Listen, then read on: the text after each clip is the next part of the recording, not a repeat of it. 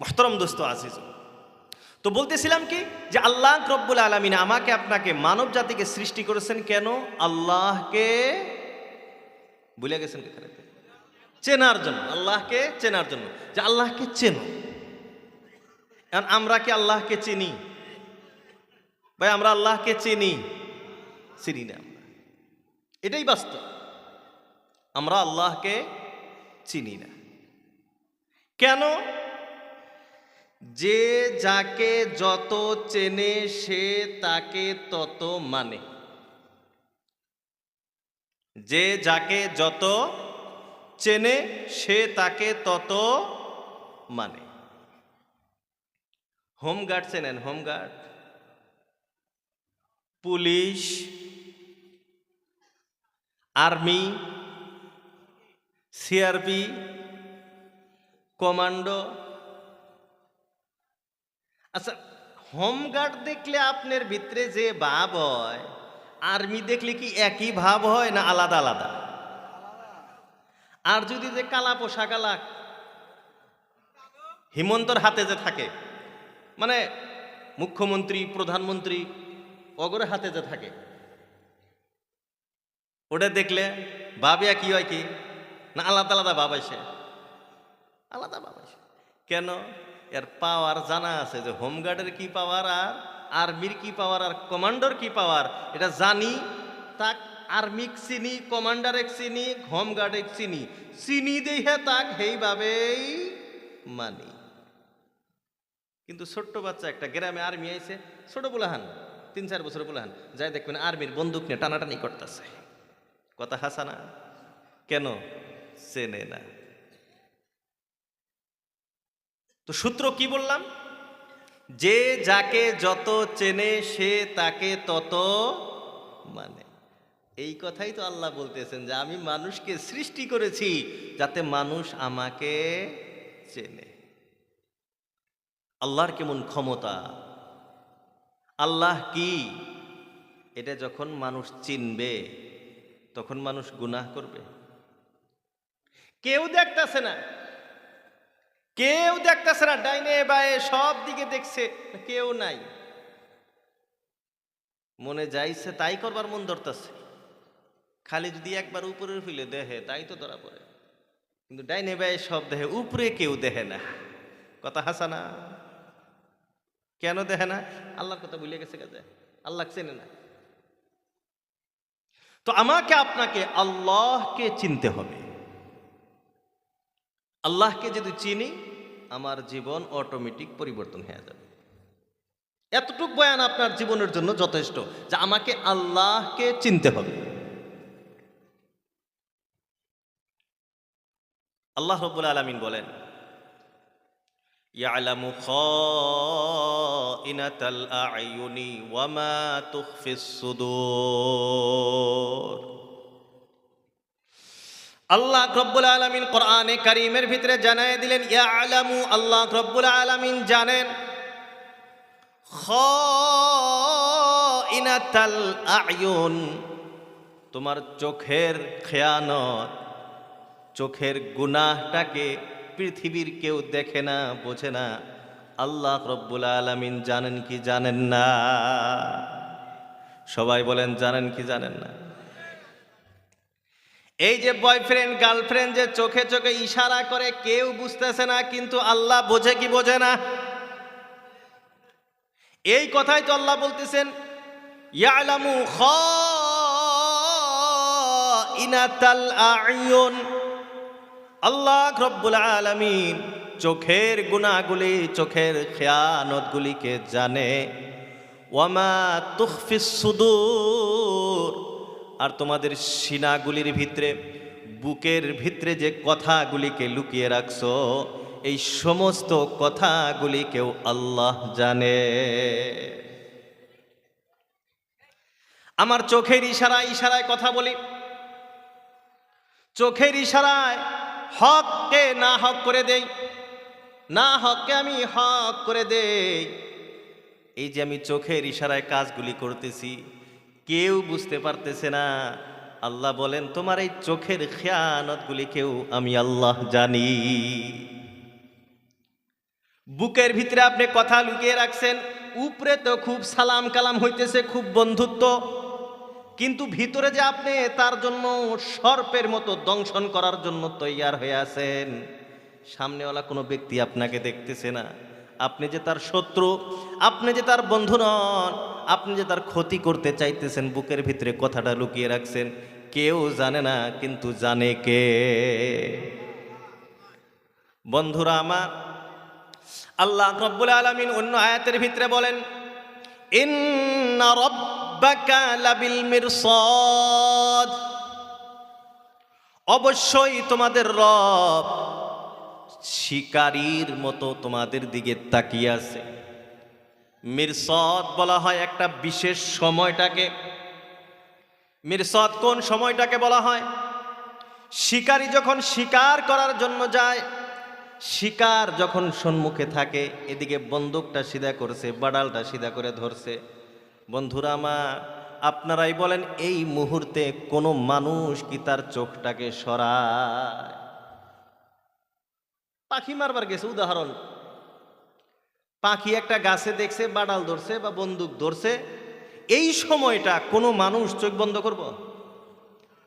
বন্ধ করবো না। জানে যে এখন বন্ধ করলেই উড়ে যাবো, আবার কোন দিকে মান যায় পাওয়া যাবো না। এই যে এক ধ্যানে চোখের মটকও ফেলায় না, এই যে এক ধ্যানে যে মানে চেয়ে থাকে, দৃষ্টিগোচর করে, এই চাওয়ার নাম মিরসাদ। আল্লাহ বলতেছেন, আমি আল্লাহ তোমাদের দিকে এই শিকারীর মতো দৃষ্টি দিয়ে চেয়ে আছি। বাঁচার উপায় আছে। বিভিন্ন জায়গায় আল্লাহ রাব্বুল আলামিন বলছেন, আলিমুম বিদাতিস সুদূর, তোমার অন্তরের ভেদ আমি আল্লাহ জাননেওয়ালা। তো আল্লাহকে চিনতে হবে, এই জন্য আল্লাহ রাব্বুল আলামিন আমাকে আপনাকে সৃষ্টি করেছে। তো সেই আল্লাহ, যে আল্লাহ আমাকে আপনাকে এত মোহাব্বত করে ভালোবেসে নিজের পরিচয় দেওয়ার জন্য সৃষ্টি করলেন, এখন সেই আল্লাহ কি আমাকে আপনাকে জাহান্নামে দিবে? ভাই, আমরা যদি একটা বস্তু নিজে হাতে তৈয়ার করি, নিজে হাতে বানাই, আর যদি আমার সেই বস্তুটা মোহাব্বতের হয়, আমি ধ্বংস করব সেটাকে? কেউ ধ্বংস করবেন? কেউ ধ্বংস করব না। হ্যাঁ, একটা বস্তু আপনি বানাইলেন, বহুত চেষ্টা করছেন, কিন্তু লাস্টে যায় কাম হইল না, দেখা গেল যে আমি যেটা বানাবার চাইতেছি সেটা ঠিক মতো হইতেছে না, তো নিজেই ব্যাঙ্গে ছুড়ে ফেলাই দেন। কিন্তু আপনি যেটা বানাইছেন, তৈয়ার করছেন, আর আপনার পছন্দ অনুযায়ী হয়েছে, এটা আপনার পছন্দের বস্তু, মোহাব্বতের বস্তু, এটা কিন্তু আপনি ক্ষতি করবেন না, ধ্বংস করবেন না। তো যে আল্লাহ রাব্বুল আলামিন আমাকে আপনাকে সৃষ্টি করলেন, আর আগেই বলছি যে আল্লাহ আমাকে সৃষ্টি করছেন কেন? মোহাব্বত করে, মোহাব্বতের কারণে সৃষ্টি করেছেন। ফেরেশতারা সব না করছিল, ঘটনা তো জানি আমরা, না জানি না? সব ফেরেশতা না করছেন, আল্লাহ বানান যাব না, আল্লাহ মানুষ বানায়। নিষেধ করা সত্ত্বেও আল্লাহ রাব্বুল আলামিন আমাকে আপনাকে সৃষ্টি করেছেন। তাহলে যে আল্লাহ আমাকে এত মোহাব্বত করে ভালোবেসে সৃষ্টি করলেন, এই আল্লাহকে আমাকে ধ্বংস করতে পারে? ধ্বংস করা মানে জাহান্নামে দেওয়া। আল্লাহকে আমাকে জাহান্নামে দিবেন? সাধারণভাবে চিন্তা করলে বোঝা যায় যে আল্লাহ রাব্বুল আলামিন আমাদেরকে জাহান্নামে দিতে চান। আল্লাহ মানুষকে জাহান্নামে দিতে চান না, কিন্তু আমরা নিজেরাই জাহান্নামে যাই। এই গেদারা, তারা কি বয়ান হুন বাড়াইছা? তগর ডাং করে শুনাবি? তাহলে তোরাই আয়, মাইক দেই, তোরাই কো, আমরাই শুনি, নাকি কোন আপনারা? মাইক ছাড়া এত দূর পর্যন্ত আওয়াজ আইতেছে, তাহলে মাইকটা দেই, অগরটাই শুনি আজকে আমরা। আল্লাহু আকবার, আল্লাহু আকবার। খারাপ লাগতেছে না তো ভাই আপনাদের? চলবে তো ইনশাল্লাহ কিছু সময়। আল্লাহ। তো যে আল্লাহ রাব্বুল আলামিন আমাকে আপনাকে এত ভালোবেসে মোহাব্বত করে সৃষ্টি করলেন, সে আল্লাহ আমাকে আপনাকে জাহান্নামে দেওয়ার কথা না। কিন্তু যে আয়াত আমি তেলাওয়াত করছি সর্বপ্রথম, সে আয়াতের ভিতরে আল্লাহ রাব্বুল আলামিন বলেন, ওয়াল আসর ইন্নাল ইনসানা লাফি খুসর ওয়াল আসর, ওয়াও কসমের জন্য আছে শপথ। কিসের শপথ? আল আসর, সময়ের শপথ। জামানার কসম, সময়ের কসম। ইন্নাল ইনসানা লাফি খুসর, অবশ্যই সমস্ত মানুষ ক্ষতিগ্রস্ত।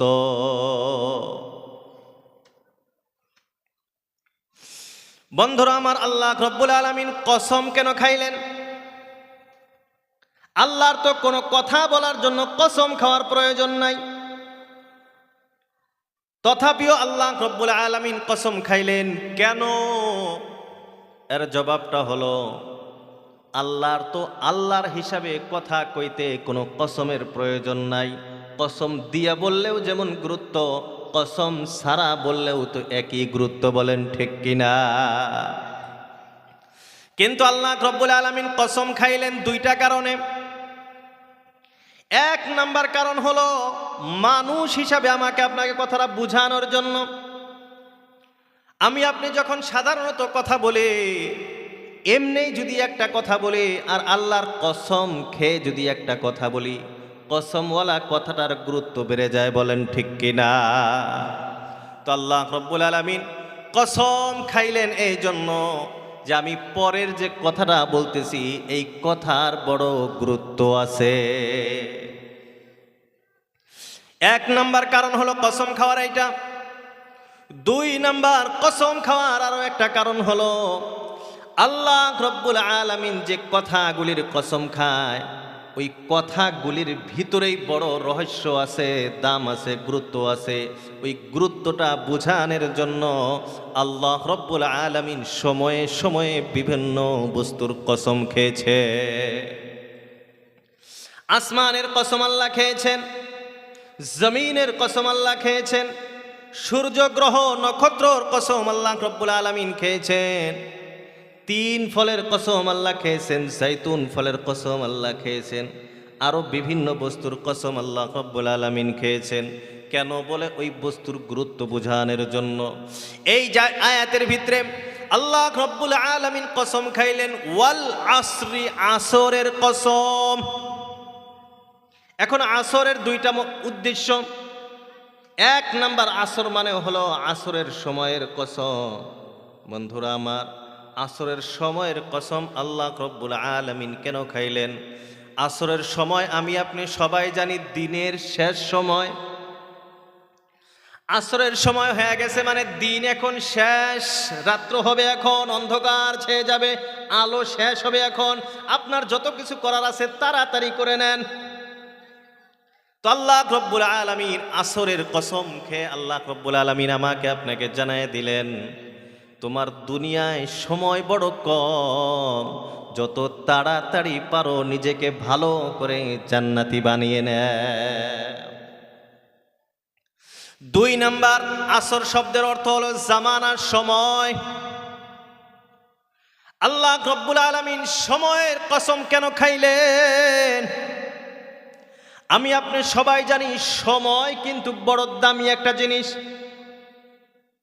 আল ওয়াক্তু আসমানু মিনাজ যাহাব, মুরব্বীরা বলেন সময় স্বর্ণের চেয়েও বেশি দামি। সময়ের দাম, সময়ের মূল্য সোনার চেয়েও বেশি। আর একজনে বলেন এটা কোনো হাদিস না, সময় হলো কেসির মতো, তুমি যদি সময়টাকে না কাটো সময় তোমাকে কেটে ধ্বংস করে দিবে। এই সময় আল্লাহ রব্বুল আলামিন কসম খাইলেন সময়ের গুরুত্ব বোঝানোর জন্য, যে সময়টা আমি আপনি সঠিক কাজে সঠিক সময়ে ব্যবহার করতে হবে। আসারা ইয়াসিরুর অর্থ হলো ধ্বংস হয়ে যাওয়া, আস্তে আস্তে আস্তে আস্তে। বরফ গলে যাওয়া, এই গলে যাওয়াকে বলা হয় আসরুন। আমি আপনি বরফ যখন দেখেছি, আপনি একটা বরফ কিনছেন, আপনি যদি না খান, এক ফোঁটা এক ফোঁটা এক ফোঁটা এক ফোঁটা করে আস্তে আস্তে সমস্ত বরফটাই নষ্ট হয়ে যাবে, শেষ হয়ে যাবে। হবে কি হবে না? আল্লাহ রব্বুল আলামিন আসরা ইয়াসিরু আসরান গলে যাওয়ার শব্দ ব্যবহার করে আমাকে আপনাকে বুঝিয়ে দিলেন সময় তোমার হাতে অনেক কম। সময়টাকে সঠিক মতে যদি ব্যবহার না করো, সেকেন্ড সেকেন্ড করে, মিনিট মিনিট হিসাব করে, ঘন্টা 24 ঘন্টা, দিন রাত, মাস, সপ্তাহ, বছর করতে করতে আস্তে আস্তে তোমার দিন শেষ হয়ে যাবে। তুমি সঠিক সময় এই জন্য সঠিক কাজ করে নেয়। বন্ধুরা আমার, এই সময়টা আল্লাহ রব্বুল আলামিনের পক্ষ হইতে মানুষের জন্য বড় একটি নেয়ামত। কাল না পরশু হাদিস পড়াইলাম, আল্লাহ রসুল আল্লাহর হাবিব সাল্লাল্লাহু তাআলা আলাইহি ওয়াসাল্লাম বলেন, নি'মাতানি মাগবুনুন ফীহিমা কাসীরুম মিনান নাস, আস-সিহহাতু ওয়াল ফারাগ। আল্লাহ রসুল আল্লাহর হাবিব সাল্লাল্লাহু আলাইহি ওয়াসাল্লাম বলেন, নি'মাতানে, দুইটি নেয়ামত আল্লাহ রব্বুল আলামিনের পক্ষ থেকে মানুষকে দুইটা বড় বড় নেয়ামত দেওয়া হয়েছে। কিন্তু আল্লাহ রসুল বলেন, মাগবুনুন ফীহিমা কাসীরুম মিনান নাস, অধিকাংশ মানুষ, বেশিরভাগ মানুষ এই দুইটা নেয়ামত পাওয়ার পর ক্ষতিগ্রস্তের ভিতরে আছে, উপকারিত হইতে পারে না। এই নেয়ামত দুইটি পায়া বেশিরভাগ মানুষ ক্ষতির ভিতরে লাভবান হইতে পারতেছে না। এই নেয়ামত দুইটি কি? আল্লাহ রসুল আল্লাহর হাবিব সাল্লাল্লাহু আলাইহি ওয়াসাল্লাম বলেন, এক নাম্বার হলো আস-সিহহাতু, সুস্থতা। দুই নাম্বার হলো আল ফারাগ, অবসর সময়। সুস্থতা আর অবসর সময় আল্লাহ রব্বুল আলামিনের পক্ষ হইতে বড় নেয়ামত। কিন্তু আল্লাহ রসুল বলেন, মাগবুনুন ফীহিমা কাসীরুম মিনান নাস, অধিকাংশ মানুষ লাভের তুলনায় ক্ষতির ভিতরে বেশি আছে। এক নাম্বার হলো সুস্থতা, সিহাত, তন্দুরুস্তি। আল্লাহ রব্বুল আলামিন আমাকে আপনাকে সুস্থতা দান করেছেন, আমি এখন চাইলে যা ইচ্ছা তাই করতে পারবো। কিন্তু আল্লাহ যদি আমারে বেমার দিয়া দেয়, আমি যদি হসপিটালের বিছনার ভিতরে শুয়ে থাকি, বন্ধুরা আমার, আপনারাই বলুন, আমার আপনার দ্বারাই কি আর কোনো কাজ করা সম্ভব হবে? আখিরাতেরটা বাতি দিলাম, দুনিয়ার কোনো কাজ করা কি আরো সম্ভব হবে? তো সুস্থতা, এটা আল্লাহ রব্বুল আলামিনের পক্ষ হইতে বড় একটা নেয়ামত। মানুষ যখন সুস্থ থাকে, চাইলে সে বেশি বেশি করে নফল পড়তে পারবে, চাইলে কোরআন তেলাওয়াত করতে পারবে, চাইলে তাসবিহাত পড়তে পারবে, জিকির আজকার করতে পারবে, তালিম করতে পারবে, কোরআন শিখতে পারবে, বিভিন্ন বিভিন্ন কিছু করতে পারবে, কারণ মানুষটা সুস্থ। এর সাথে দ্বিতীয় বড় নাম্বার, বড় একটি নেয়ামত হলো অবসর সময়, ব্যস্ততাবিহীন সময়। বন্ধুরা আমার হাতে এখন সময় আছে, আমার কোনো ব্যস্ততা নাই। আমি চাইলে 2-4 রাকাত নফল পড়া সম্ভব হবে কি হবে না? আমি চাইলে কোরআন শিখতে পারবো, আমি চাইলে অনেক কিছু দিনই কাজ করা সম্ভব হবে, কারণ আমার কাছে অবসর সময় আছে। বন্ধুরা আমার, সময় আছে বলেই তো আমরা এইখানে বসে আছি, বলেন ঠিক কিনা? ব্যস্ততা নাই তাই তো বসে আছি। আল্লাহ না করুক, আল্লাহ না করুক, আল্লাহর কাছে 1000 বার পানাহ, এই মুহূর্তে হঠাৎ যদি একটা কল আসে যে বাড়িতে কোনো অসুস্থ, বাড়িতে কোনো দুর্ঘটনা ঘটে গেছে, আপনি এখন ব্যস্ত হয়ে যাবেন। আপনি বলেন, এই জলসা শোনা কি আপনার পক্ষে আরো সম্ভব হবে?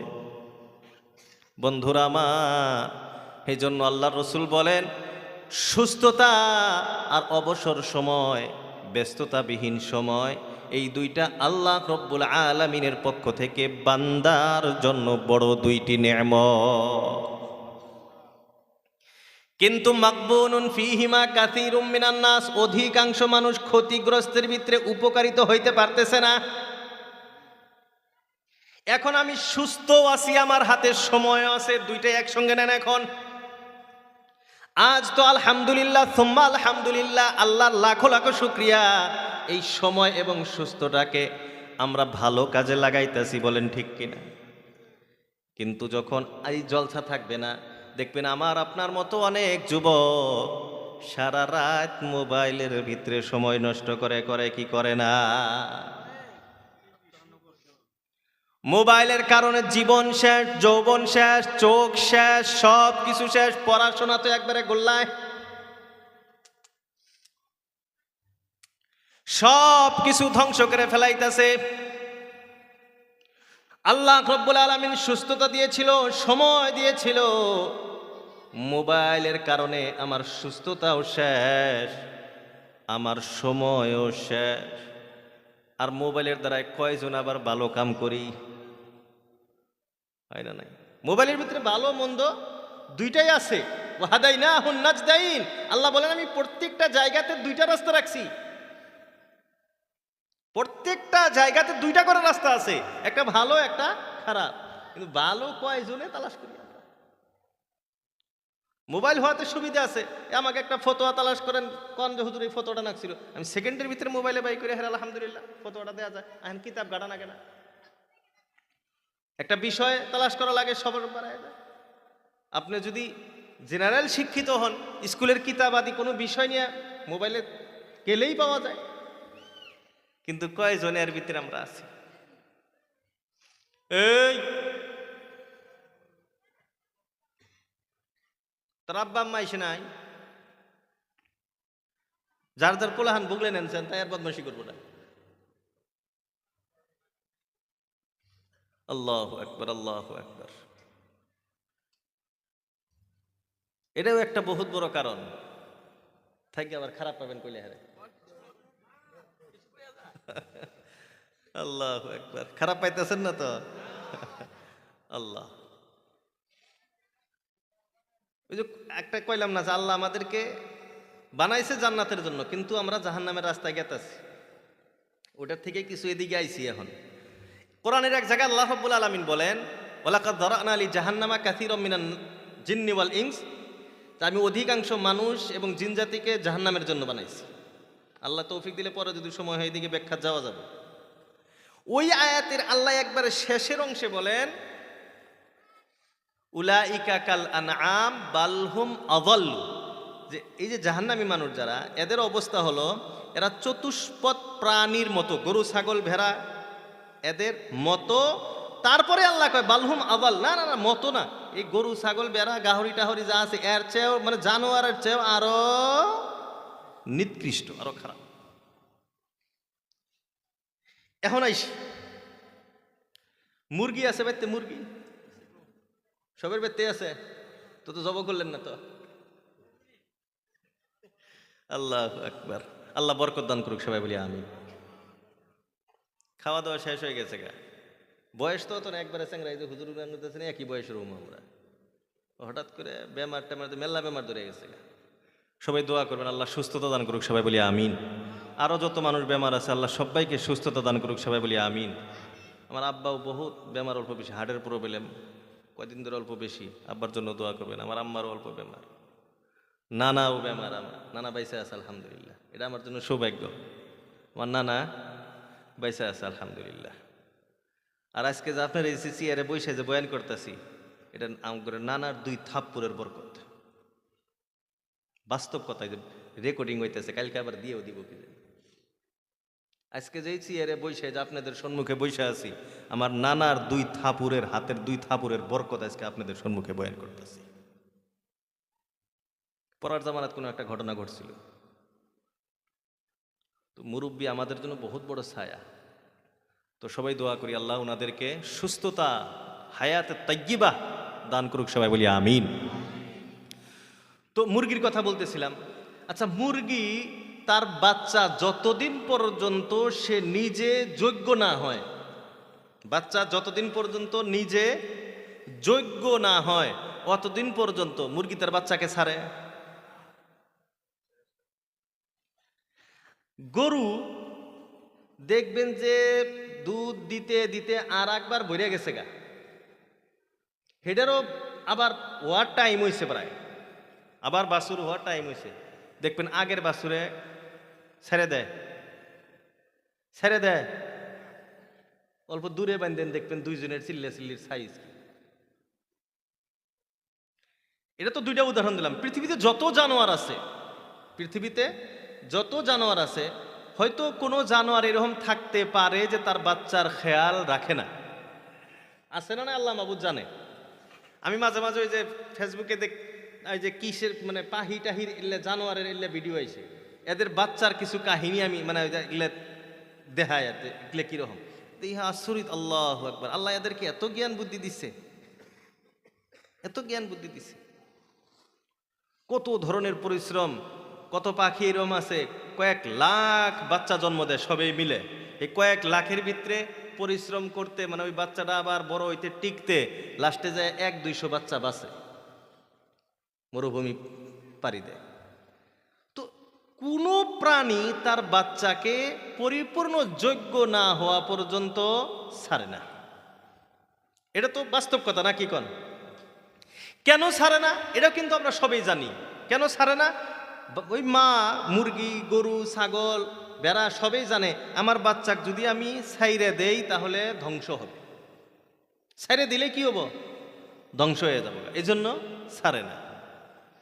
মানুষ আমরা হইলাম আশরাফুল মখলুকাত, সৃষ্টির সেরা। আমাদের অবস্থা হয়েছে আমরা জন্ম দিছি আর ছাড়ছি, জন্ম দিছি ছেড়ে দিছি। বর্তমান যুগেও একটা কথা, যারা আমরা মুরব্বী আছি, অভিভাবক আছি, গার্জিয়ান আছি, ভাই কান খুলে আমরা শুনে নেই। আপনার বাচ্চাকে যতদিন আপনার ছায়ার তলে রাখতে পারবেন, মুরগি যেবা করে ওই যে পাখা দিয়ে তলে রাখে, আপনার সন্তানকে যতদিন আপনি মানে ওইভাবে ছায়ার তলে আপনার মানে আওতাতে রাখতে পারবেন, আপনি মনে করেন ততদিন আপনার বাচ্চার ভালো হওয়ার সম্ভাবনা আছে। যেদিন আপনি ছাইড়ে দিবেন ওদিন থেকে আপনার সন্তান আর ভালো হওয়ার কোনো চান্স নাই, ভালো হবে না, কোনোদিন ভালো হবে না। আমাদের এলাকার কথা বলতেছি আমি। এখনো আমি তো রাত্রে বাড়াই না, আলহামদুলিল্লাহ, রাত্রে বাড়ানোর কোনো অভ্যাস নাই, রাত করে ঘোরাফেরার অভ্যাস নাই। এখন জলসার সিজন আসা লাগে তখনকার কথাটা বেলে, কিন্তু দেখা যায় কোনো সময় হঠাৎ যদি কিংবা কারণবশত বাড়ানো যায়। বেশি বয়স না, 14 বছর, 15 বছর, 12-13 বছরের পোলাফান, বড় গেলে বাদ দিলাম, এই 12-13 বছরের পোলাফান রাতের 10টা-11টা পর্যন্ত বাইরে বসে বসে মোবাইল টিপে, আছে না? এমন অনেক বাড়ি আছে, এমন অনেক অনেক ঘর আছে, এমন পরিবার আছে, সন্ধ্যার পরে বাচ্চা কোনে গেছে, 7-8 বছরের পোলাফান কোনে গেছে, কোনে যায় মারামারি করতেছে, কোনে যায় খেলাইতেছে, কোনে যায় বালুর মধ্যে গড় পারতেছে, মা বাবার খবরই নেই। নাই এরকম পরিবার নাই? মুহতারাম দোস্ত আজিজ, এইভাবে যারা সন্তানকে ছাড়বেন, আল্লাহর ওয়াস্তে বলতেছি, জীবনেও সন্তান ভালো হবে না, মানুষ হবে না, মানুষ হবে না ভাই। এই নাক, মুখ, কান এগুলা থাকলে এগুলো মানুষ হওয়া যায় না, না মিছা কথা কইলাম? আর ওটাই তো আল্লাহ কইছে, ওয়ালাকাদ দারানা লিজাহান্নামা কাসীরাম মিনাল জিন্নি ওয়াল ইনসি, অধিকাংশ মানুষকে জাহান্নামের জন্য বানাইছি। বলে কারা? উলাইকা কাল আনআম, যারা চতুষ্পদ প্রাণী, বালহুম আযাল, চতুষ্পদ প্রাণীর চেয়েও আরো খারাপ। আল্লাহ কইতেছে জানোয়ারের চেয়েও আরো খারাপ, জানোয়ারও না। তো এই জন্যে আমরা যেখানেই যাই সন্তানকে আমাদের সাথে রাখুন। ছেলে হইলে বাপের সাথে রাখুন, মেয়ে হইলে মায়ের সাথে নিয়ে। জলসা শুনবার আছেন, ঠিক আছে, সাথে নিয়ে আইসেন না। এই যে রাস্তা দিয়ে ঘুরতেছে যে সব তো ছোটো ছোটো 12-13 বছর এগুলোই ঘুরতেছে, আমি বাপ, আমি যদি না আসছি আমি তাহলে সাথে নিয়ে আইসি। আর যদি আমি আইসি নাই তাহলে বাচ্চাও বাড়ান নাকছিল না, ভাই তেরা হানাকছিল না, খারাপ কইলাম? তার মানে তুমি আসবা না, তুমি বাড়িতে ন্যাপগাই দিয়ে আরাম করতেছাও, পুলাহান পাড়াই দিছ যে সবাটা নষ্ট করুক গা, তাহলে টেহা পয়সা এমনি খরচ করছে, তুমি তো একটা দেও নাই না, খারাপ কইলা বাবা। তার মানে তার তার তো জলসার প্রতি, মেহফিলের প্রতি কোনো মহাব্বতি নাই, ভালোবাসাই নাই, থাকলে তো নিজে আইতো যে দুইটা কথা হই নাই শিখে। যদি আল্লাহ একটা কথাও যদি আমলের হয়, একটা কথাও যদি আমি আমল করতে পারি, আমার জীবন ধন্য হয়ে যাবে। কিন্তু আইসে নাই, বরঞ্চ পুলাহান পাঠাই দিছে যে সবার যায় চিল্লে চিল্লি কইরে সবাটা শেষ করে থিয়ে। আর এলে হইল আবু জেহেলের আওলাদ। কার আওলাদ? আসতে কইতেছেন, খারাপ পাইলেন বেন। সাহাবায়ে কেরাম রাদিয়াল্লাহু তাআলা আনহুম আজমাইন রাসূলুল্লাহর যুগে ছিলেন, তাদের সন্তান আছে না নাই? আস্তে আস্তে আস্তে আস্তে চলতে চলতে আজও অবধি তাদের অনুসারী অনুকারী এখনো আছে না নাই? সাহাবাদের মতো আল্লাহ ভীরু, আল্লাহওয়ালা, তাকওয়া, পরহেজগারওয়ালা বান্দা এখনো আছে না নাই? সাহাবার অনুসরণ অনুকরণ করনেওয়ালা যদি আছে, আবু জেহেলের বংশধর ইসলামের বিপক্ষে কোরআনের বিপক্ষে কথা বলনে ওয়ালাও এই যুগে আছে না না? বাস্তব কথা এটা। ওই যুগে রাসূলুল্লাহ যখন কোরআন পড়তো, আবু জেহেল কি কইতো? ওর যেগুলা লিডার ফিডার আসছিল, আর যেগুলা যে ওর কি করে কইলে ভক্তপালক আসছিল, ওগরে কি কইতো? কোরআন কইলে শোনা যাব না, লা তাসমাউ লিহাযাল কোরআনি ওয়ালগাউ ফীহি লাআল্লাকুম তুফলিহুন। লা তাসমাউ লিহাযাল কোরআন, আবু জেহেল এটা এলান করতো, কোরআন শুনবা না, লা তাসমাউ লিহাযাল কোরআন, কোরআনের বয়ান শুনবা না। আর যখন কোরআনের কোন মজলিস হবে, কোরআনের আলোচনা হবে, ওয়ালগাউ ফীহি, সেখানে হাল্লা চিল্লা করো, চিৎকার করো, জলসাটা নষ্ট করো, লাআল্লাকুম তাগলিবুন, হইতে পারে তোমরা কোনোদিন জিতা যাইবা। কিন্তু আল্লাহ কি তাদেরকে কোনোদিন জিতাইব? তে মোহতারম দোস্ত আজিজ, আবু জেহেল যে এই এলান করত, তাদের অনুসারীরা এমনই করত। জলসা হইলে, কোরআনের মজলিস হইলে সেখানে হাল্লা চিল্লা করত। তাদেরও তো অনুকারী, তাদেরও তো অনুসারী বর্তমান যুগেও আছে না নাই? তো এদের কাজই হলো জলসা নষ্ট করা, আর কিছু কোন যাব না এখন। তো মোহতারম দোস্ত আজিজ, আমরা কি করব আজকে থেকে? যেখানেই যাই সন্তানকে আমরা সাথে রাখবো। অল্প বড় হইছে ব্যাপার না, সাথে নিয়ে আসেন না, সাথে নিয়ে আপনার সাথে রাখেন। কেরা এটা আমার ছেলে, আপনার সাথে থাকে সেও ভদ্রতা শিখবো। মুরব্বীদের সাথে যখন বসবো, মুরব্বীদের সাথে কেমনভাবে উঠা বসা করা লাগে, মুরব্বীদের সাথে কেমনভাবে কথা বলা লাগে, এটা তো শিখবো। আর যদি আপনি সাথে না নেন, ওই জন্য থাকবো, মুরব্বী একটা ধমক দিলে হারে উল্টা ধমক দিব। তো যাই হোক মোহতারম দোস্ত আজিজও, আমরা সন্তানকে ভালো বানানোর প্রচেষ্টা করব ইনশাআল্লাহ। আল্লাহ আমাদের সবাইকে তৌফিক দান করুক, সবাই বলি আমিন, আরো জোরে বলি আমিন। এখন আবার সে আগের কথার দিকে আসে। বলতেছিলাম কি, আল্লাহ রাব্বুল আলামিন কসম খেয়ে বলতেছেন, জামানার কসম, সময়ের কসম। কারণ সময় আল্লাহ নেয়ামত হিসেবে দিয়েছে, এটা শেষ হইলেই আমার সব কিছু শেষ। সময় থাকতেই আমাকে সঠিক পথে আসতে হবে, সময় থাকতেই আমাকে ভালো হইতে হবে। তো আল্লাহ রাব্বুল আলামিন সময়ের কসম খেয়ে তারপরে বলতেছেন, ইন্নাল ইনসানা লাফি খুসর। আল্লাহ রাব্বুল আলামিন বললেন, ইন্নাল ইনসানা, অবশ্যই সমস্ত মানুষ, লাফি খুসরিন, ক্ষতিগ্রস্তের ভিতরে আছে, জাহান্নামে যাওয়ার পথে আছে। কার কথা এটা ভাই, কার কথা? আল্লাহ রাব্বুল আলামিন নিজেই বলতেছেন সমস্ত মানুষ জাহান্নামী। তো আল্লাহ রাব্বুল আলামিন বলতেছেন সমস্ত মানুষ জাহান্নামী, ইল্লা, কিন্তু কিছু মানুষ জাহান্নামী না, কিছু মানুষ জান্নাতি। এখন আল্লাহ রব্বুল আলামিন প্রথমে বললেন সমস্ত মানুষ খাসারার ভিতরে, নোকসানের ভিতরে, কিন্তু কিছু মানুষ নোকসানের ভিতরে নাই, খাসারার ভিতরে নাই।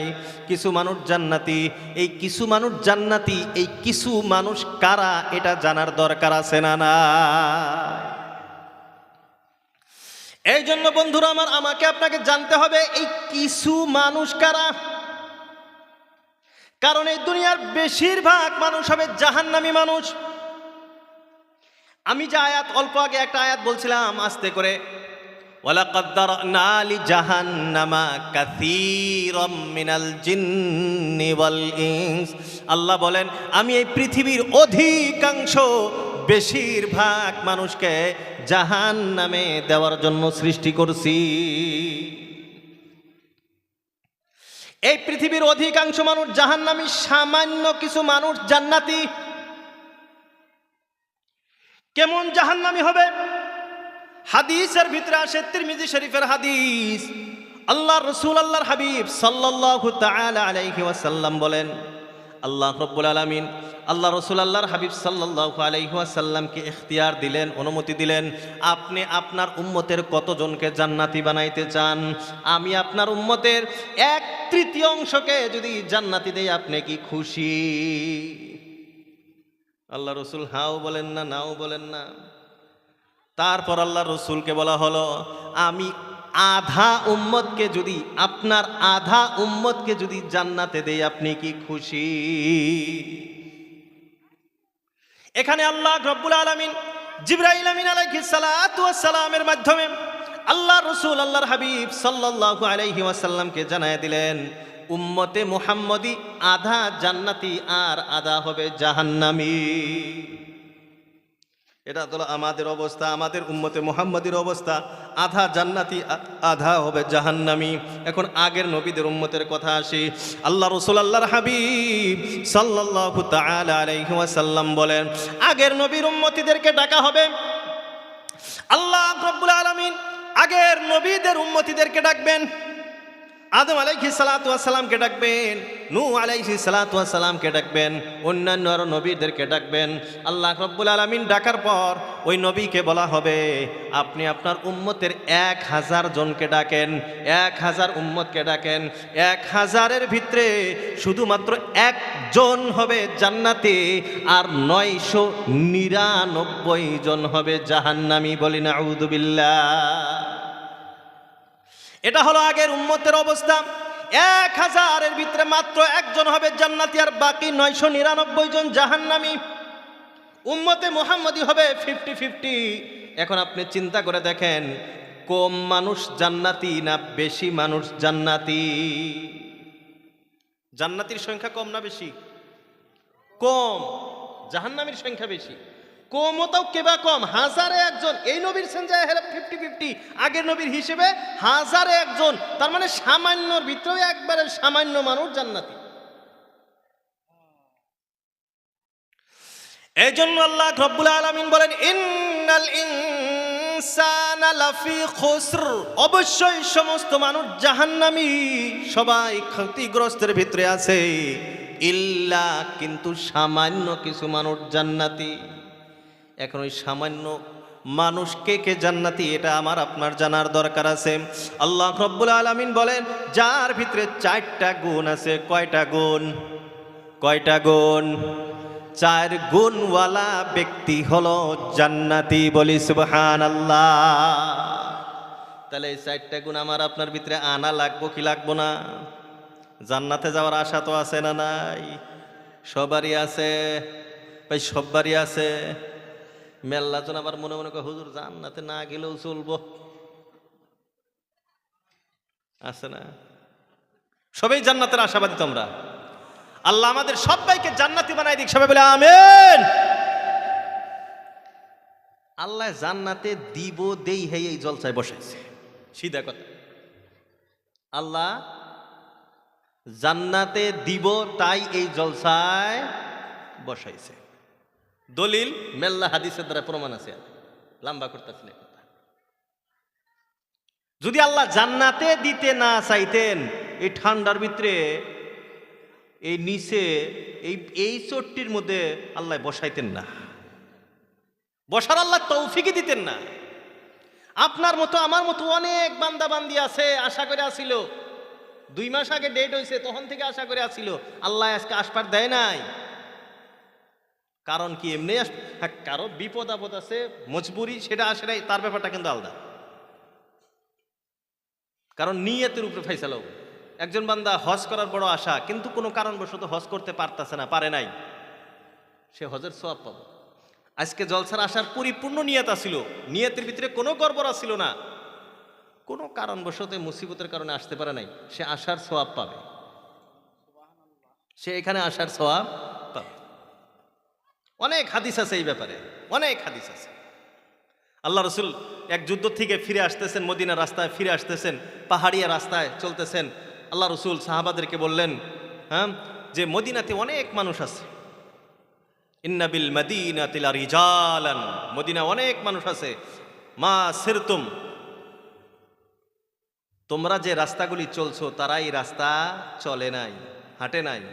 ওমা কাতাতুম ওয়াদিয়ান, তোমরা যে পাহাড়ি রাস্তাগুলো চলতেছো তারা এগুলা চলে নাই, ইল্লা ওয়াহুম মা'a না, কিন্তু তারা আমাদের সাথে আছে, মদিনার থাইকেই তারা আমাদের সাথে আছে। অন্য হাদিসে ইল্লা শারাকুকুম ফিল আজর, সওয়াবের ভিতরে, আজরের ভিতরে তারা বাড়িতে বসে বসে সমান সমান সওয়াব পাইতেছে। কেন?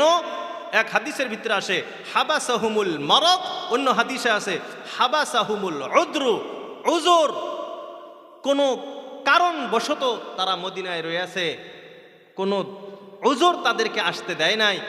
আর একটা হাদিস হাবাসাহুমুল মারাজ, কোনো বেমার তাদেরকে মদিনার থেকে আসতে দেয় নাই, কিন্তু তাদের নিয়ত ছিল আমাদের সাথে যুদ্ধে আসার। এই নিয়তের কারণে তারা মদিনায় বসে বসেই আমাদের সমান সমান সওয়াব পাইতেছে। তো যারা আজকে এই জলসা আসবার চাইছিল কিন্তু কোনো কারণবশত বেমার আজার ইত্যাদি উজুর আপত্তির জন্য আসতে পারে নাই, তারা বাড়িতে বসে সমান সমান সওয়াব পাবে। কিন্তু কোনো উজুর আপত্তি নাই, অল্প অল্প ঠান্ডা, যে পাতলা কম্বল গায়ে দেয়া হইয়া আছে, এখন তোর মোটা কম্বল গায়ে দেওয়া যায় না, পাতলা কম্বল গায়ে দেয়া হইয়া আছে, বাইতে থেকে তো হুনাই যায়, এডি আল্লাহ এক জান্নাতে নিবার নিগে না। তো আল্লাহ আমাদেরকে আনছেন, এই জন্যই আনছেন যে আল্লাহ আমাদেরকে কোথায় দিতে চান? সবাই বলেন, কোথায় দিতে চান? জান্নাতে দিতে চান। খুশি তো এখন আমরা সবাই? ভাই সবাই খুশি তো? আর যদি জান্নাতে যাবার যায় যদি মন খারাপ হয়, আল্লাহ কবতি উনি থাক, পালা আছে। কাল কিয়ামতের দিন আল্লাহ রাব্বুল আলামিন শুধুমাত্র বাহানা তালাশ করবে জান্নাতে নেওয়ার জন্য, খালি বাহানা তালাশ করবো। ভাই নামাজ পড়লেই যে খালি জান্নাত পাওয়া যাবে এটা না, নামাজ পড়া না, এটা আলাদা একটা বস্তু। নামাজ কেন পড়া লাগবো? আল্লাহ অর্ডার করছে তাই পড়া লাগবো। নামাজ আমাকে জান্নাতে নিব এই জন্য নামাজ না। কথাটা বুঝে আসতেছে কি?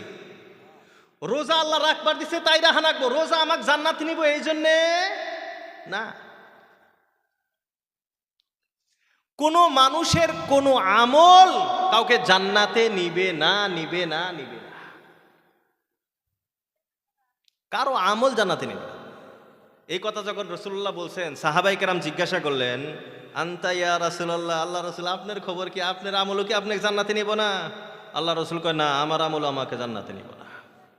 তাহলে জান্নাত কেমনে পাওয়া যায়? বলে আল্লাহর খাস রহম ও করম, আল্লাহর দয়ায় জান্নাত পাওয়া যায়। এখন কার কোন আমলে আল্লাহ দয়া করবো গ্যারান্টি আছে? হাদিসের ভিতরে আসছে, বুখারী শরীফের ঘটনা, বুখারী শরীফের ভিতরে আসছে, আপনারা অনেক সময় শুনছেন, একজন ব্যভিচার জিনাকারী মহিলা আছিল আগের নবীর উম্মতের ভিতরে। জিনাকারী মহিলা একদিন এক পিপাসু কুকুরকে পানি পান করাইছিল। ঘটনা জানেন না? এই আমল আল্লাহর কাছে এত পছন্দ হয়েছে, তার সারা জীবনের জিনার গুনাহ মাফ করে দিয়ে তাকে জান্নাতি বানাই দিছে। বলি সুবহানাল্লাহ। ওই দেখলে বাহানা তালাশ করবো। আর একটা ঘটনা শুনে, মজার একটা ঘটনা মনে পড়ে গেছে, তিরমিজি শরীফের ভিতরে আছে ঘটনাটা, শুনবেন। দুইজন মানুষ জাহান্নামের ভিতরে একবারে চিল্লাচিল্লি বাজায় নিছে। জাহান্নাম হুলস্থুল পরিবেশ, মানে দুইজনের চিল্লানি ঠেলায় জাহান্নামে আর মানে অন্য আওয়াজ আইতেছে না, এত চিল্লাচিল্লি বাজাইছে। আল্লাহ রাব্বুল আলামিন ফেরেশতার মাধ্যমে কয়, এই দুইটা গুড় আছেন, কি হয়েছে? এই দুইটা চিল্লাইকে কোনে চিল্লাইতেছে? জাহান্নামের ভিতরে। ও একবার মানে ও তো চিল্লানি চিল্লাইতেছে। আল্লাহ ফেরেশতা কই দুইটা গুড়ে আনছে। কই কি হয়েছে তো করে? আল্লাহ জিজ্ঞাসা করবো বান্দাকে কি হয়েছে? আল্লাহ জাহান্নাম থেকে আল্লাহ বাইরে করে দেওয়া করে জান্নাত দেওয়া, এইরকম আশা করে জান্নাতে যাওয়ার। আল্লাহ কো বাক জেন থেকে আইসা হেনে যা।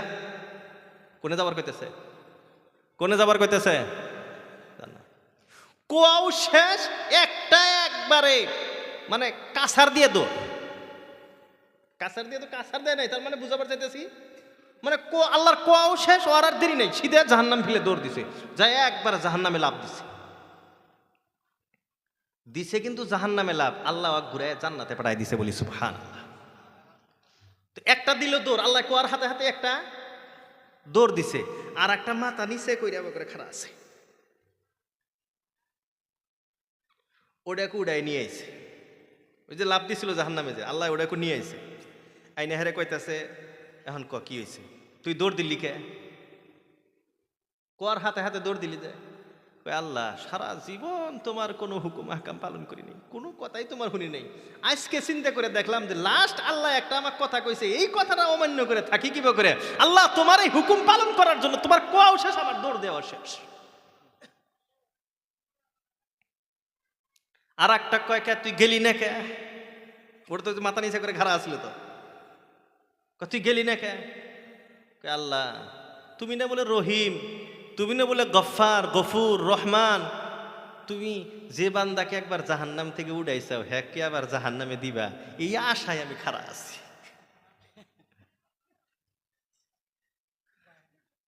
আল্লাহ কবো যা তখন দুইজনকেই জান্নাতে দিয়ে দিলাম, বলি সুবহানাল্লাহ। তো আল্লাহ এইরকম ছোট ছোট বাহানা বানায় আল্লাহ কি করব? জান্নাতে দিব। হ্যাঁ জান্নাতে তো দিব, কিন্তু ভাই যদি আমল টামল ঠিক করে না যায় তাইলে শরীরের অবস্থা থাকবো না। হাদিসের ভিতরে আসে, আল্লাহ রাসূল আল্লাহর হাবিব সাল্লাল্লাহু আলাইহি ওয়াসাল্লাম বলেন, আমি সর্বশেষ যে ব্যক্তিকে জাহান্নাম থেকে উঠানো হবে এবং সর্বশেষ যে ব্যক্তিকে জান্নাতে দেওয়া হবে তাকে আমি চিনি। এটার ঘটনাও শুনবেন। সর্বশেষ জাহান্নামী ব্যক্তি আল্লাহ রাসূল আল্লাহর হাবিব সাল্লাল্লাহু আলাইহি ওয়াসাল্লাম বলেন, ওই ব্যক্তিকে যখন উঠে আনা হবে জাহান্নাম থেকে, আমার শরীর পুইরে কয়লা হয়ে গেছে, পুইরে একবারে কয়লা হয়ে গেছে। ওই বান্দাকে উঠায় নিয়ে আসা হবো, উঠে আনার পরে তার কিছু আমলের কথা হবো, কালেমার একটা আমলের জন্য আল্লাহ তাকে মাফ করে দিব। তো আল্লাহ রাব্বুল আলামিন ওকে ওই জান্নাতের গেটের বুগলেই একটা পানি আছে, নদী আছে, ওই পানির দ্বারাই গোসল করাবে। গোসল করার সাথে সাথেই শরীরটা সুন্দর হয়ে যাবো। 30 থেকে 33 বছরের যুবক আমাদের সবাইকে আল্লাহ যাদেরকে জান্নাতে দিবেন, আল্লাহ সবাইকে ওই পানি দিয়ে গোসল করে হেরে জান্নাতের ভিতরে ঢুকাবো। তার মানে ফ্রেশ করে জান্নাতে দিব, এই পচা হয়ে জান্নাতে যাব। তো আল্লাহ রাব্বুল আলামিন ওই বান্দাকে বলবো যাও জান্নাতে যাও। এই বান্দা যায় ফুসকি দিয়ে জান্নাতের গেট দিয়ে ফুসকি দিব, দেখা যায় হাউসফুল, জান্নাতে তো জায়গা নাই, সব মানুষ যার যার জায়গা দখল করে নিছে, জান্নাতে জায়গা নাই। বান্দা আল্লাহ রাব্বুল আলামিনকে বলবেন, আতাস্তাহজিউ বি ওয়া আনতা রাব্বি, ও আল্লাহ আপনি আমার রব হইয়া আপনিও কি আমার সাথে ঠাট্টা করেন? আপনি রব, আপনি তো ঠাট্টা করা মানায় না। আপনি রব হইয়াও আমার সাথে ঠাট্টা করতেছেন, জান্নাতে তো একটুকু জায়গা নাই, একবারে সব ফুল হয়ে আছে।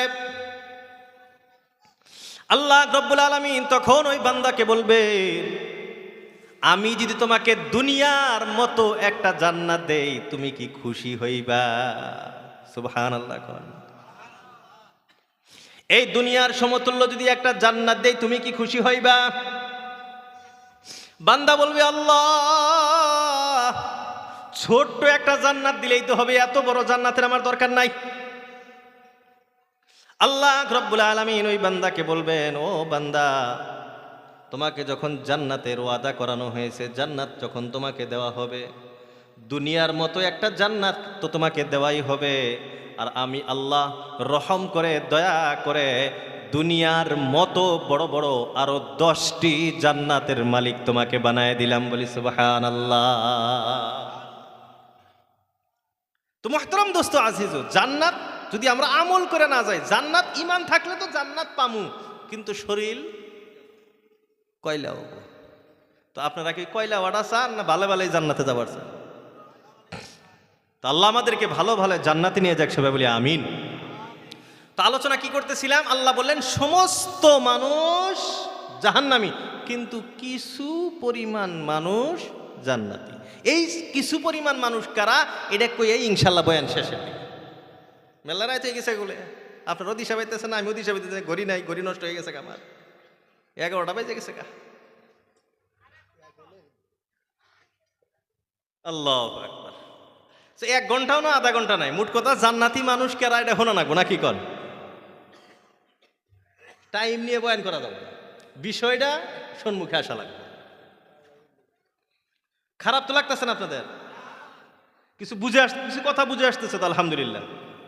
আমার বয়ান এইভাবে ক্লাস, এই যে যেগুলো কথা বলতেছে এগুলো আমি ক্লাসে এগুলো পড়াই, ক্লাসে যেবা করে কই এনে ওই একই কইতেছে। হ্যাঁ, ক্লাসে শুট টুট দেওয়া নাগে না, তা মাঝে মাঝে পোলাহানে গল্প আসাবার নিয়ে শুট টুট দেওয়া নাগে অল্প, এই না অল্প আপনাদের সামনে আবার অল্প মানে নুন মরিচ না গায়ে তারপরে কন আগে, নুন মরিচ না গাইলে তো কথা শুনবার মন ধরে না, আবার এও এক্সামেল।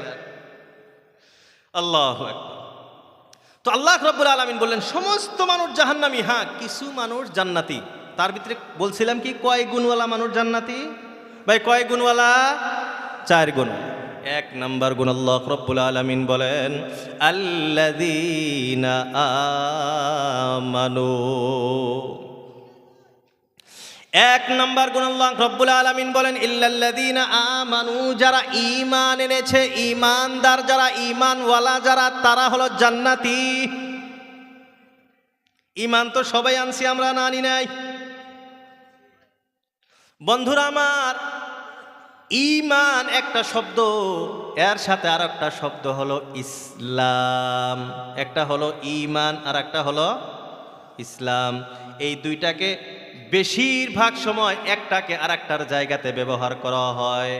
ঈমানদার আর ইসলামওয়ালা একই ব্যক্তি, মুমিন আর মুসলমান একই বুঝায়, বলেন ঠিক কিনা? কিন্তু অর্থ হিসাবে যদি দেখা যায়, ঈমান আর ইসলাম আসমান জমিন দূরত্ব বস্তু। ঈমান মানে হলো বিশ্বাস করা। এখন কি বিশ্বাস করবেন? 60টা বস্তু বিশ্বাস করা লাগবে। কয়টা বস্তু? ওই যে মুক্তবে শিক্ষা দেয়, মুক্তব আছে তো, এনে মুক্তব আছে, হুজুর মুক্তব আছে, কথা কবার চান না কে? তার মানে মুক্তব জোর সোর নাই, তাতে পুলাহান যায়। আপনি মুক্ত পড়ান কি? গেদা কয়জন আর গেদি কয়জন? এটাই তো, গেদা যদি 10 জন, গেদি হইলে 30 জন। গেদা করে নাকবো না, গেদা কম। এই যে বাইরে যে দৌড় পারতেছে হেডি গেদা না, আমি তো দেখে এলাম। এই জায়গা না, খালি একবারে যে জায়গাতে যাবেন, আসামের কোনায় কোনায় জানগা, সব জায়গার একই অবস্থা। আমাদের মাদ্রাসার আন্ডারে 63টা মুক্তব চলে আলহামদুলিল্লাহ। কয়টা মুক্তব? তো আমি আবার মাদ্রাসার কম্পিউটারের কাম করলে, লেখালেখি, প্রিন্ট সমামিতি করি আমার জন্য। তো এগুলার হিসাব কিতাব সব আমার কাছে আইসে। তো ছাত্র কয়জন, কোন মুক্তবে, এগুলো সব আমার কাছে। তো ছাত্র জেনে ছাত্র আছে 10 জন, এনে ছাত্রী হইল 35 জন 40 জন, মানে 10%ও ছাত্র নাই, গেদা মানুষ নাই। এগারো তার বিয়ে দেয়া নাকতেছে না, কথা কইলেই তো যাবার মানে অল্প ই হয়ে যায়, খারাপ লাগে। তখন গেদি করে তো ঝামেলা, আইসা হইস করবো, এটা কালেমা কও, আলহামদুলিল্লাহ কও, কয় না গেদি কোরআনটা পড়ান, শিকার নাকবো। আর কোরআন যে গেদি যে কোরআন পড়ায়, এক জায়গাতে একজন 4 হোটেলে চা খাইতেছে। আমি সাধারণত ঘটনা কই না, কিন্তু মোড়ে মোড়ে গেল একটা কথা। তো কইছে যে আঙ্গুরে গেদি আজকে কোরআন হাতে নিছিল। কি কইছে? আঙ্গুরে গেদি কোরআন হাতে নিছিল। এনে হোটেলে 4 হোটেলে গড় খুনছে যে মুখ কইছে যে অগরে গেদি কোরআন হাতে নিছিল। গড়কের মাথার দুঃখছে, গড়ক তো কামি ওইটা হ্যান কোনে জোড়া দেওয়া যায়। এমরে এক মুরব্বী কইছে জান করে গেদাক বিয়ে করাবার চাই, এলা কোরআন টোরান পড়া হইলে ভালো হবো, বাইতে কোরআন টোরান পড়বো, বাইতে বরকত হবো। গড়ককে আমার কাছে মেয়ে আছে, আপনার আর কোনো চিন্তা করার দরকার নাই, মেয়ে আছে আমার কাছে। দেখা দিয়ে হয়েছে বিয়ে বারো সব কিছু আলহামদুলিল্লাহ ক্লিয়ার। একদিন যায়, 2 দিন যায়, 1 মাস যায়, 1.5 মাস যায়, কোরআন তো আর পড়ে না। হুসুরে কয় দে কোরআন পড়বার নিকে বাইতে বউ নিয়ে আইলাম, বাইতে কোরআন পড়বো, বাড়ির বরকত হবে। কোরআন পড়লে বাড়ির বরকত হয় কি হয় না? প্রায় বাড়িতেই বর্তমান প্রায় বাড়িতেই বলে ওদের জিন ভূতের আসার বলে কবিরাজ থাকে, এটা ওটা দুনিয়ার মুসিবত আছে না। আল্লাহ রাসূলুল্লাহ হাবিব সাল্লাল্লাহু আলাইহি ওয়াসাল্লাম বলেন, যে ঘরে সূরা বাকারা পড়া হয়, যে ঘরে দৈনন্দিন আয়াতুল কুরসি পড়া হয়, জিনের বাপ ওই ঘরের বুগলে আইব না। সূরা ইয়াসিন যে বাড়িতে পড়া হয়, এই বাড়িতে সকালে পড়লে 24 ঘন্টা কোনো মুসিবত ওই বাড়ির আশেপাশে আসে না। এটা হাদিসের কথাই। তো মুরব্বী আনছে বরকতের নিগা, কোরআন আর পড়ে না। 1-1.5 মাস পরে রাগ করে গড় করে গেছে। তুমি কইলাও কি আর বাইতে হইতাছে কি? আচ্ছা আমি খবর নিতেছি কি হয়েছে। গড়ক যে এই গেদির বাপের কাছে গেছে, যে আপনি করে গেদিক তো আমি এই হিসেবে নিয়ে অমুকের হাতে অমুকের বাড়িতে বিয়ে দিলাম, আপনার করে গেদি তো কোরআন পড়ে না কোনোদিন, এটা কমপ্লেন আছে, শিকায়ত আছে। কয়েক মাক্কেরা কইছে আঙ্গুরে গেদি কোরআন পড়া হয়। কবে কইছি আমি? কই যে অমুক দিন হোটেলে তুমি এলে কইছিল যে আমি থেকে কই আমি কইছিলাম গেদি কোরআন হাতে নিছে। তার মানে ঘর হুড়তে গেলাই ওনে যে ঘর বাড়ি যে সাইড দিয়ে সাফা করতেছে, ওনে আলনার উপরে উপরে আলমারির উপরে কোরআন আসিল, আঙ্গুরে গেদি কোরআন ওন থেকে হাত দিয়ে নিয়ে আর এক জায়গায় থুয়ে দিছে। হেডে হে আমি কইছি আঙ্গুরে গেদি কোরআন হাতে নিছিল। আঙ্গুরে গেদি কোরআন পড়া হয় এ কথা কবে কইছি আমি? মোহতরম দোস্ত আজিজ, ঘটনা যদিও হাসার মতো ঘটনা, কিন্তু আমাদের বর্তমান বাস্তবতা কিন্তু এটাই। ছেলেদেরকে মক্তবে পাঠান, মেয়েদেরকেও কোরআনের শিক্ষা দেন। ভাই আমরা যারা গাইডজান আছি, তো এটা মক্তব তো সকালে মুরব্বী আমি ঘুমে থেকে উঠি না, আমার গেদাক মক্তবে পাড়ামুখী, ওকে দিক মক্তবে পাড়ামুখী কেউ একটা ঝামেলা। যাই হোক, আমরা অল্প মক্তবের ব্যাপারে গুরুত্ব দিব। হুজুর আছে, আপনি অল্প মেহনত করবেন, মানুষ ডাক দিয়ে উঠাবেন। হ্যাঁ, ঠান্ডার দিন সকালে উঠাবেন, যারা দৌড় পারেন সকালে, শরীর সুস্থ থাকবো নাকি কর। সকালে দৌড় পারে ওটা ঠিকই আছে, কিন্তু কোরআন পড়াটা ঠিক নেই। তা আমরা ইনশাল্লাহ সন্তানকে কোরআন শিক্ষা দিব তো ইনশাআল্লাহ। আল্লাহ আমাদের সবাইকে তৌফিক দান করুক, সবাই বলি আমিন। তো মক্তবে শিক্ষা দেওয়া হয় ঈমানে মুফাসসাল। মক্তবে কি শিক্ষা দেওয়া হয়? আমাদের মুখস্থ আছে তো সবারই। আমানতু বিল্লাহি ওয়া মালাইকাতিহি ওয়া কুতুবিহি ওয়া রুসুলিহি ওয়াল ইয়াউমিল আখির ওয়াল কদরি খাইরিহি ওয়া শাররিহি মিনাল্লাহি তাআলা ওয়াল বা'সি বা'দাল মাউত। মুখস্থ আছে তো? এই যে 7টা বস্তু, এই 7টা বস্তুকে বিশ্বাস করার নাম ঈমান। আমানতু বিল্লাহ, আল্লাহর উপরে ঈমান আনছি, ফেরেশতাদের উপরে ঈমান আনছি, আল্লাহর কিতাবের উপরে ঈমান আনছি, আল্লাহর নবীদের উপরে ঈমান আনছি, হ্যাঁ, আখিরাতের দিনের উপরে ঈমান আনছি, তকদিরের ভালো মন্দর উপরে ঈমান আনছি, মৃত্যুর পরে আবার দ্বিতীয়বার জীবিত হইতে হবে ঈমান আনছি। এটা তো খালি অর্থ কয়ে দিলাম। এই 7টা বস্তু বুঝে শুইনা বুঝা ঈমান আনা লাগবে। এখন বুঝাবার গেলে 7টা সময়ের অভাব। হুজুর আছে, নামাজ পড়বার যান, নামাজের পরে হুজুরে বসেন, 2-3 মিনিট করে বসে একদিন একটা বিষয় আপনারা শোনেন।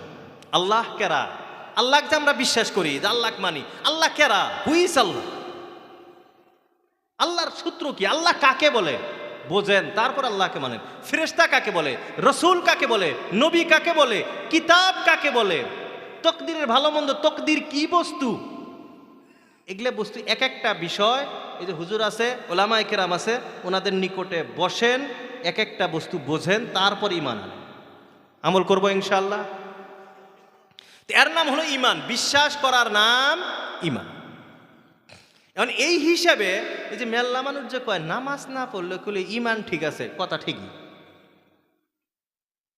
নামাজ না পড়লে ঈমান ঠিক আছে, এটা কথাটা ঠিকই। যদি ঈমান আর ইসলামকে আলাদা আলাদাভাবে নেওয়া হয়, তাহলে ঈমান ঠিকই আছে। ঈমান তো আমরা বুঝছি, ইসলামটা পরে বুঝি। আয়াতের 4টা গুণ, 4টার 1 নাম্বার গুণ কি ছিল? ঈমান আনে যারা আল্লাহর প্রতি। ইল্লাল্লাযীনা আমানু, যারা ঈমান আনছে। ঈমানটা তো বুঝছি আমরা। দুই নাম্বার গুণ আল্লাহ রাব্বুল আলামিন বলেন ওয়া আমিলুস সলিহাত,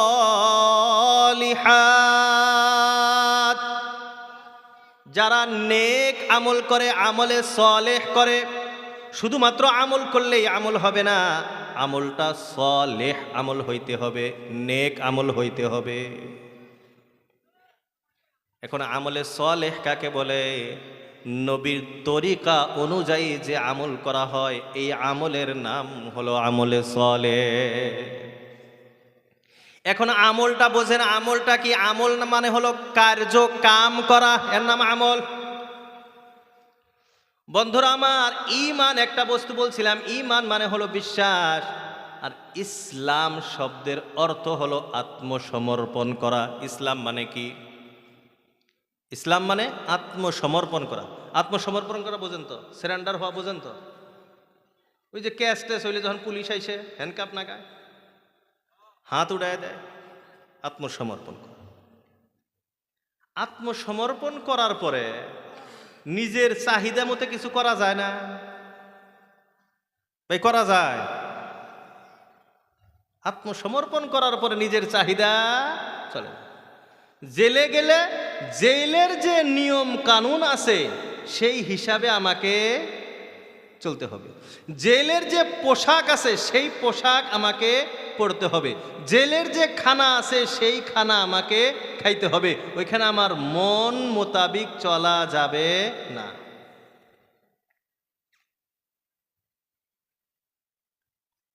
এই দুনিয়াটাকে আল্লাহ রব্বুল আলামিন মুমিনদের জন্য জেলখানা বানাইছে। এই দুনিয়াটাকে আল্লাহ মুমিনদের জন্য কি বানাইছেন? জেলখানা। আর দুনিয়া সিজনুল মুমিন ওয়া জান্নাতুল কাফির। আল্লাহ রাসূল বলেন এই পৃথিবীটা মুমিনদের জন্য হলো জেলখানা, কাফিরদের জন্য হলো জান্নাত।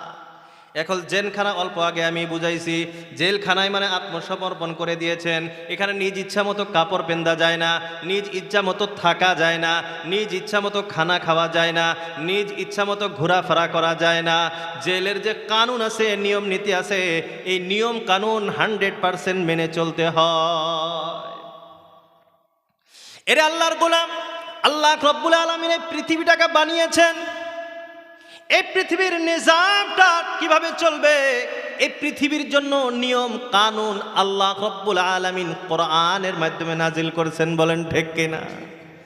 জেলখানার জন্য যেমন আইন কানুনের ব্যবস্থা আছে, এই দুনিয়ায় চলার জন্য আল্লাহ রব্বুল আলামিন কোরআনের ব্যবস্থা করে দিয়েছেন। বোঝা গেল এই দুনিয়াতে জেলখানার মতো থাকতে হবে। আল্লাহর জেলখানায় আমাকে থাকতে হবে। কেমনে থাকবো? বলে আল্লাহ যেভাবে খাবার কথা বলছেন সেইভাবে খাইতে হবে। নিজ ইচ্ছা মন মোতাবিক খাওয়া যাবে না। আল্লাহ যেমন পোশাক পরিধান করার কথা বলছে সেইভাবে চলতে হবে, পরিধান করতে হবে। আমার মন ইচ্ছা মতো বেপরদা হয়ে চলা যাবে না। আল্লাহ যেভাবে চলার কথা বলছেন সেইভাবে আমাকে চলতে হবে। তাহলে তো আত্মসমর্পণ করা। আর যদি আত্মসমর্পণ না করেন তাহলে মুসলমান না। আত্মসমর্পণ যদি আপনি না করেন তাহলে ইসলাম আপনার ভিতরে নাই। আর ইসলাম মানেই শুধুমাত্র আত্মসমর্পণ করা। আর আত্মসমর্পণ কোন সময় বোঝা যাব? যেটা কইতাছি সেটা মানতাছেন, এর নাম তো আত্মসমর্পণ। আর মানার নামই আমল করা। মানার নাম আমল করা। এখন দুইটা বস্তুকে একসাথে মিলেন। ইল্লাল্লাযীনা আমানু, যারা ঈমান আনছে। খালি ঈমান আপনি জান্নাত পাবেন না, খালি ঈমান আপনাকে জান্নাতে নিবে না। দুই নাম্বার গুণ ওয়া আমিলুস সলিহাত, আত্মসমর্পণ ওয়ালা আমল আপনার হইতে হবে। অর্থ বুঝতেছেন তো? আমি এখন আমলে সালেহ বললাম না, নেক আমল বললাম না, আত্মসমর্পণ ওয়ালা আমল। তার মানে আপনি এখন আত্মসমর্পণ করে দিয়েছেন। আত্মসমর্পণ আবার কেমনে করবেন এটাও তো জানতে হবে। আল্লাহ রাব্বুল আলামিন রাসূলুল্লাহ সাল্লাল্লাহু আলাইহি ওয়াসাল্লামকে শিক্ষা দিলেন, কুল ইন্না সালাতি ওয়া নুসুকি ওয়া মাহইয়ায়া ওয়া মামাতি লিল্লাহি রাব্বিল আলামিন। আল্লাহ রাব্বুল আলামিন রাসূলুল্লাহ সাল্লাল্লাহু আলাইহি ওয়াসাল্লামের মাধ্যমে শুধু রাসূলকে বলেন নাই, আমাকে আপনাকেও আল্লাহ রাব্বুল আলামিন বলতেছেন, কুল, আপনি বলুন, আপনি করে দেখান। বলে কি করব, কি বলবো? ইন্না সালাতি, আমার নামাজ, ওয়া নুসুকি, আর আমার কুরবানি। আমার নামাজ, আমার কুরবানি, আমার শারীরিক ইবাদত, আমার দৈহিক ইবাদত, আর আমার সম্পদের ইবাদত। আর এক ভাষায় হলো আমার ইচ্ছাকৃত ইবাদত। নামাজ, রোজা, কুরবানি আমি ইচ্ছা করলে করতেও পারি, ইচ্ছা করলে নাও করতে পারি, কেউ বলার কিছু নাই। এটাকে বলা হয় ইবাদতে ইখতিয়ারিয়া, ইচ্ছাকৃত ইবাদত।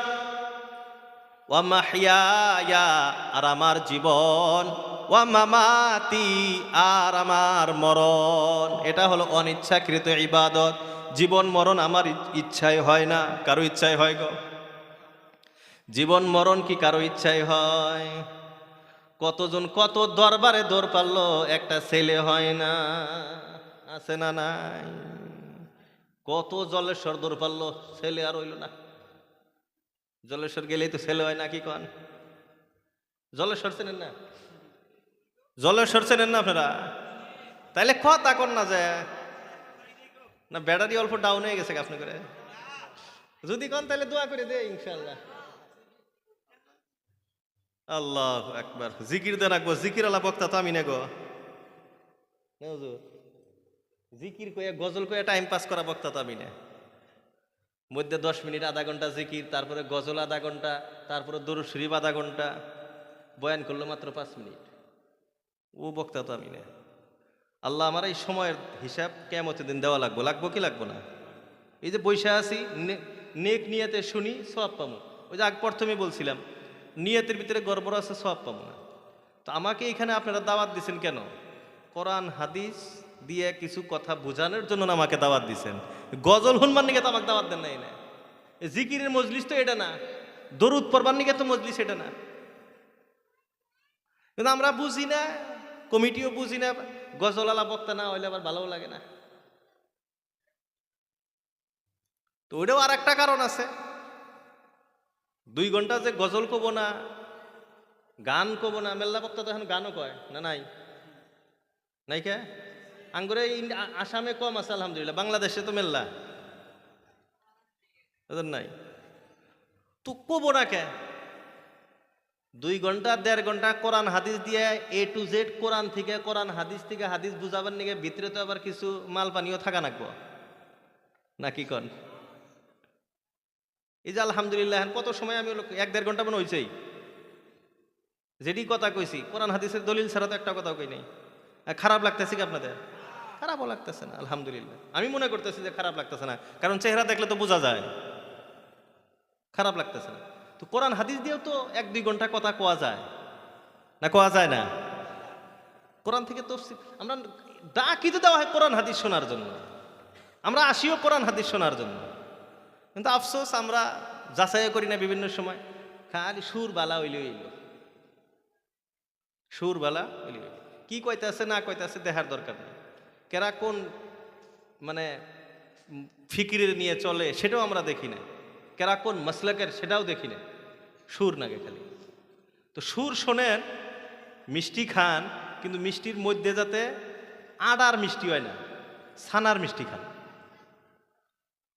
বুঝাইতে পারলাম কি কথাটা? মিষ্টিটা সুর, আপনি মিঠাটা সুর হিসেবে নেন, কিন্তু বাকি মিষ্টিটা যাতে ছানার হয়, কোরআন হাদিসের কথা যাতে হয়, এই আডা দিয়ে মিষ্টি ওটা খায় না, খারাপ পেলেন আবার আপনারা? তো মুহতারাম দোস্ত আজিজু, আত্মসমর্পণ কেমনে করতে হবে? আল্লাহ রব্বুল আলামিন রাসূলুল্লাহকে বলতেছেন যে আপনি বলুন, ইন্না সালাতি ওয়া নুসুকি ওয়া মাহইয়ায়া ওয়া মামাতি, আমার নামাজ, আমার কুরবানি, আমার জীবন, আমার মরণ, সব কিছু লিল্লাহি রাব্বিল আলামিন, আল্লাহ রব্বুল আলামিনের জন্য। আমার নামাজ কার জন্য ভাই? নামাজ কার জন্য? সবাই কথা বলেন, নামাজ কার জন্য? কুরবানি কার জন্য? না মাংস খাবার নিকে, কুরবানি আল্লাহর জন্য। কিন্তু আমরা কুরবানি কিন করি যে, আল্লাহ মাফ করুক, খারাপ পাবেন না, মেল্লাজন আছে গরুটার এই মাংস কথা নিয়ে উপরে, এটা 40,000 যে দাম, মাংস দিয়ে 40,000 মিল পরে মাংস হিসেব করে। তার মানে আল্লাহর জন্য প্রত্যেক বছরই কুরবানি দিই, এবার যদি কুরবানি না দিই মাইসে কি করবো? তার মানে মানুষে দেহবার নিগে, আল্লাহর জন্য না। সমর্থ নাই আমার, গত বছর সমর্থ আসলো গরু দেবার 40,000 গরু দিছি, এবছর সমর্থ কম একটা ছাগল দেবার ছাগল দিই। আমি তো মানুষকে রাজি খুশি করবার জন্য না, আমার মাওলাকে রাজি খুশি করবার জন্য, ঠিক কিনা? সব সময় যে আল্লাহ আপনাকে লাখ টাকা দিব এটা তো না। আল্লাহ কোরআনের ভিতরে বলছেন ওয়াতিলকাল আইয়ামু নুদাবিলুহা বাইনান নাস। ভাই সব সময় একভাবে যায় না, সময় পরিবর্তন হইতেই থাকে। আপনি ভালো থাকবেন, মন্দ থাকবেন, বেমার থাকবেন, সুস্থ থাকবেন, কোটিপতি হবেন, আবার ফকির হয়ে যাবেন। এই তো দুনিয়া, এক হালতে দুনিয়া চলে না। তো মুহতারাম দোস্ত আজিজো, আত্মসমর্পণ কেমনে করতে হবে? আমার নামাজ, আমার সব কিছু আল্লাহর জন্য। আরো সহজভাবে বুঝাই, গরু ছাগল বেড়া তো আছে আমাদের এলাকার মধ্যে। আপনি যদি গরু ছাগল ছাইড়ে দেন, আপনার কথা শুনবো না? এর নাই গাছ খাবো, ওর খেতে যায় নাকবো, আমার দুনিয়া শেষ করে ফেলাবো। ওই গরু ঘোড়া ছাগলের গলা যখন রশি লাগাইছেন, ঘোড়ার মুখে যখন লাগাম লাগাই দিবেন, ওই ঘোড়া ছাগল তখন বোবা কণ্ঠে ডাক দিয়ে বলে, মালিক এখন যখন আমার মুখে লাগাম লাগাইছো, আমার ঘাড়ে যখন রশিটা লাগাইছো, এখন আর আমি আমার মতো জীবন যাপন করব না, আপনি যেভাবে বলবেন সেভাবেই চলবো। আপনি ডাইনে বললে ডাইনে যাব। ওই যে হাল বাই, এখন তো হাল বাও নাই, এটা একটা এসে গেছে গা। আগে খালি ঠাই ঠাই কইছে গরু একলাই ডাইন ফেলে যায়, বাই বাই কইছে একলাই গরু বাই ফেলে যায়। তো এর নাম হলো আত্মসমর্পণ করা। আল্লাহ কোরআনের ভিতরে বলেন ওয়াতাসিমু বিহাবলিল্লাহি জামিআ। আল্লাহ রাব্বুল আলামিন বলেন ওয়াতাসিমু বিহাবলিল্লাহি জামিআ। হাবলুল্লাহ, আল্লাহর রশিটাকে মজবুত ভাবে ধরো। তার মানে আল্লাহর রশিটা গলায় লাগাও। আর বোবা কণ্ঠে আল্লাহ রাব্বুল আলামিনকে ডাক দিয়া বলো, আল্লাহ এতদিন যা করেছি মন মতো এক জিন্দেগি গুজার করেছি, ও আল্লাহ আজ হাত দুটা উঠায় আপনার কাছে আমি আত্মসমর্পণ করলাম।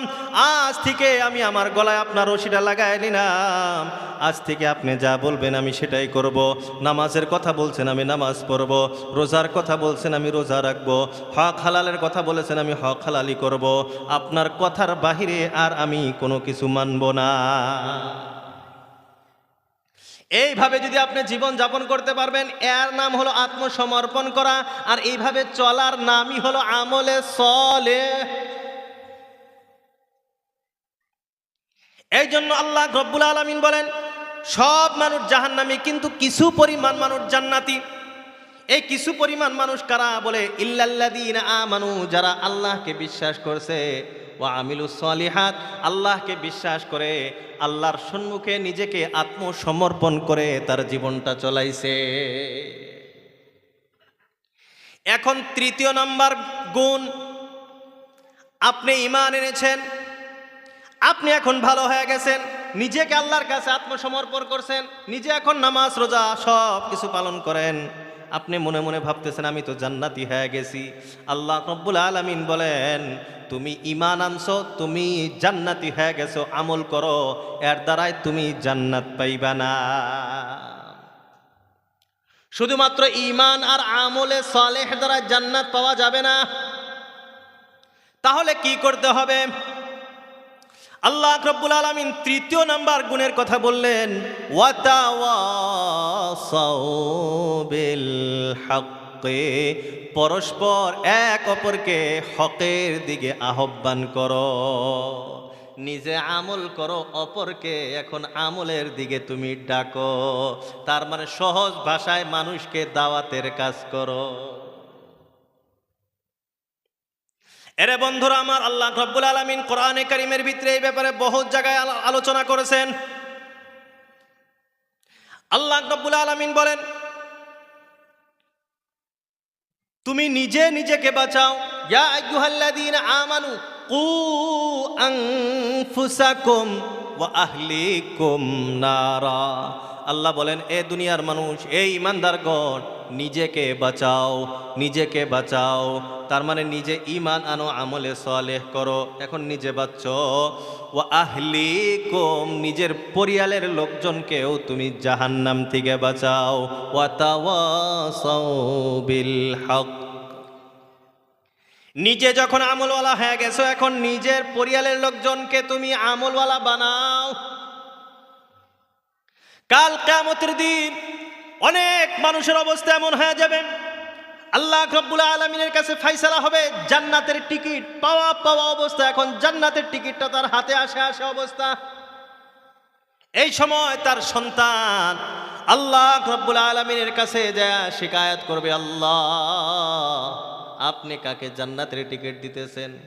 এই নিয়ে আমার আব্বা, তিনি নিজে আমল করেছে, নিজে ঈমান এনেছিল, কিন্তু আমাকে কোনো দিন নামাজের কথা বলে নাই, আমাকে কোনো দিন ভালো হওয়ার কথা বলে নাই, আমাকে কোনো দিন দাওয়াতের কাজ করে নাই, আমাকে কোনো দিন ভালো কাজের দাওয়াত দেয় না।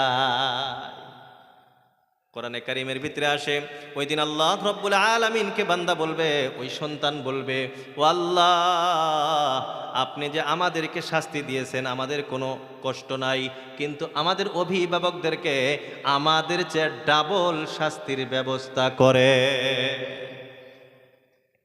ওই দিন সন্তান আপনার বিরুদ্ধে দাঁড়ায়া যাবে যে, আল্লাহ আপনি আমার শাস্তি দিয়েছেন, আমার মা বাবাকে আমার থেকে ডাবল শাস্তির ব্যবস্থা করেন। ওই দিনে সন্তানের শিকায়ত করার কারণে, বিচার দায়ের করার কারণে অনেক জান্নাতের টিকিট পাওয়া অবস্থার ব্যক্তি, অনেক মানুষ সেই দিন জাহান্নামী হয়ে যাবে। এই জন্য বন্ধুরা আমার, ঈমান আনছেন, আমলে সালেহ করতেছেন, তৃতীয় নাম্বার কাজ, নিজের পরিয়ালের খবর এখন আপনাকে নিতে হবে। আপনি ফজরের সময় উঠছেন, আপনার স্ত্রী উঠছে কিনা, আপনার সন্তান উঠছে কি ওঠে নাই, এই খবর আপনাকে নিতে হবে, ওনাদেরকে উঠাইতে হবে। আপনি বলতেছেন আমার সন্তানের বড় মোহাব্বত, এই ঠান্ডার ভিতরে কেমনে কষ্ট করে উঠবে, ঠান্ডায় তো বড় কষ্ট হয়ে যাবে।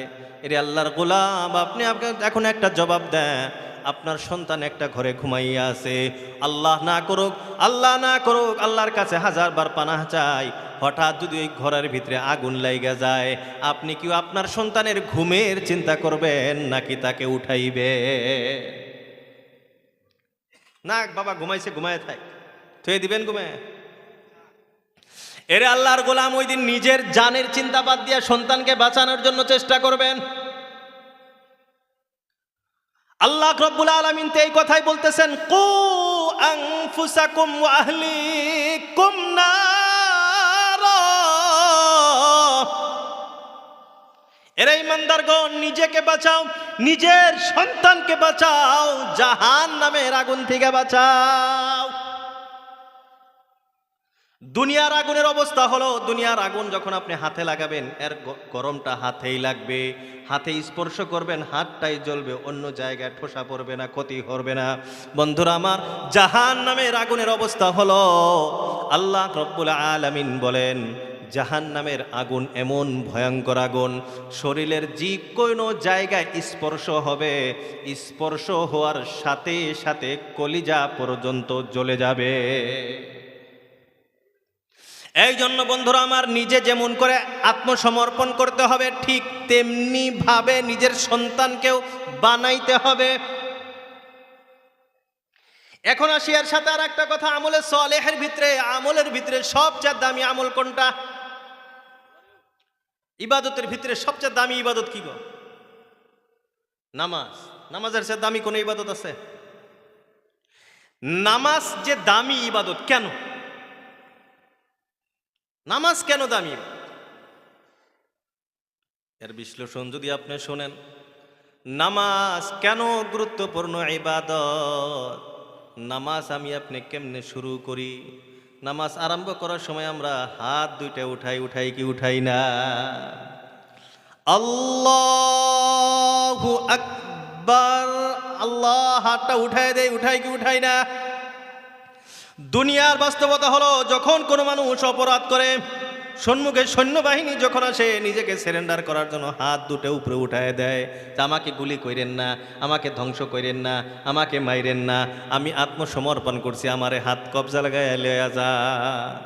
বন্ধুরা আমার, বান্দা হাত দুইটা আল্লাহ রব্বুল আলামিনের কাছে উঠায় বলে, আল্লাহ আমি আপনার কাছে আত্মসমর্পণ করলাম। বান্দা আল্লাহর কাছে আত্মসমর্পণ করে। আত্মসমর্পণ নামাজের ভিতরে আছে, এই জন্য নামাজ সমস্ত ইবাদতের ভিতরে গুরুত্বপূর্ণ ইবাদত। বর্তমান জামানার অবস্থা হলো 80-90 জন মানুষ নামাজের কাছে ধারেও যায় না, আছে না নাই? এটা শুধুমাত্র আপনার এলাকার কথা না, শুধুমাত্র আমার এলাকার কথা না, সারা বিশ্বের অবস্থা বর্তমান। নামাজ সবচেয়ে অবহেলিত। রোজা তো প্রায় মানুষই রাখে, হজও যাদের টাকা পয়সা আছে করে, টাকা পয়সা থাকলে যাকাত কিছু না কিছু দেয়, দান খয়রাত কিছু না কিছু করে, কিন্তু নামাজের ভিতরে সবচেয়ে বেশি মানুষের অবহেলা। আল্লাহ রসুল বলেন, হাদিসটা আমি প্রথমে শোনাইছিলাম, আসসালাতু ইমাদুদ্দিন, নামাজ হলো দিন ধর্মের হলো মূল স্তম্ভ। মান আকামাহা ফাকাদ আকামাদ্দিন, যে নামাজ প্রতিষ্ঠিত করলো সে পরিপূর্ণ দিনটাকে প্রতিষ্ঠিত করলো। ওমান হাদামাহা ফাকাদ হাদামাদ্দিন, আর যে ব্যক্তি নামাজকে ধ্বংস করলো সে পরিপূর্ণ দিনটাকেই ধ্বংস করলো। অন্য হাদিসের ভিতরে আসে, আল্লাহ রসুল আল্লাহর হাবিব বলেন, বাইনাল কুফরি ওয়াল ঈমানি তারকুস সালাহ, ঈমান আর কুফর, ঈমান আর কুফর, মুমিন আর কাফের, মুমিন আর কাফের, এই দুইটার পার্থক্য হলো নামাজ ছেড়ে দেওয়া। নামাজ পড়ছে মানে মুমিন, নামাজ ছাড়ছে মানে কাফির। আল্লাহ রসুল বলেন, মান তারাকা সালাতা মুতাআম্মিদান ফাকাদ কাফারা, কোনো মানুষ যদি জেনে বুঝে নামাজ ছেড়ে দেয়, আমার উপরে নামাজ ফরজ জানে তাও নামাজ পড়ে না, আল্লাহ রসুল বলেন ফাকাদ কাফারা, সে ব্যক্তি কুফরি কাজ করলো, ইসলামের বাহিরে চলে গেল। তাহলে নামাজ পড়বো তো আমরা ইনশাআল্লাহ, সবাই পড়বো তো ইনশাআল্লাহ।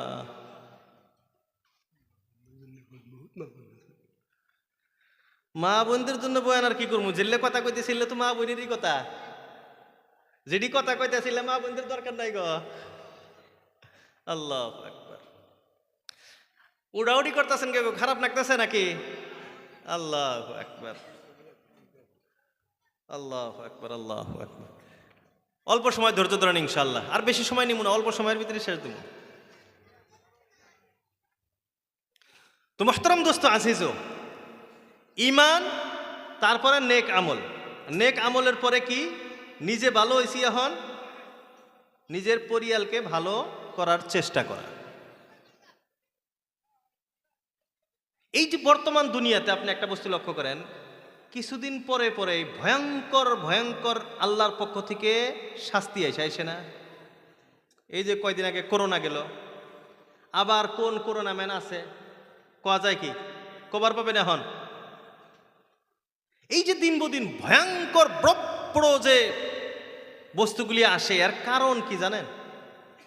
এর কারণ হলো মানুষ এখন সৎ কাজের আদেশ অসৎ কাজের থেকে বিরত রাখা, এই দুইটা কাম মানুষ ছেড়ে দিছে, এই দুইটা কাম ছেড়ে দিছে। আল্লাহ রসুল আল্লাহর হাবিব বিশ্বনবী সাল্লাল্লাহু আলাইহি ওয়াসাল্লাম বলেন, লা তা'মুরুন্না বিল মারুফ ওয়া লা তানহাউন্না আনিল মুনকার, এ দুনিয়ার মানুষ সৎ কাজের আদেশ করতেই থাকো, করতেই থাকো, অসৎ কাজের থেকে বাধা দিতেই থাকো, দিতেই থাকো, মানুষ মানুক বা না মানুষ করতেই থাকো, ভালো কাজের আদেশ দিতেই থাকো, অসৎ কাজের থেকে বিরত রাখতেই থাকো, রাখতেই থাকো। আর যদি এটা না করো, ভালো কাজের আদেশ গুনাহ থেকে যদি বিরত রাখা ছেড়ে দাও, লা ইউশিকু আই ইয়াউম্মাহুম আই ইয়াবআসা আলাইহিমুল ইকাব, আল্লাহ রসুল বলেন এই কাম দুইটা যদি ছেড়ে দাও, আল্লাহ তোমাদের উপরে আযাব নাজিল করবে, আল্লাহ তোমাদের উপরে শাস্তি নাজিল করবে। ফাতাদউনাহু, আর ওই শাস্তির থেকে বাঁচার জন্য তোমরা আল্লাহ রব্বুল আলামিনের কাছে দোয়া করবে।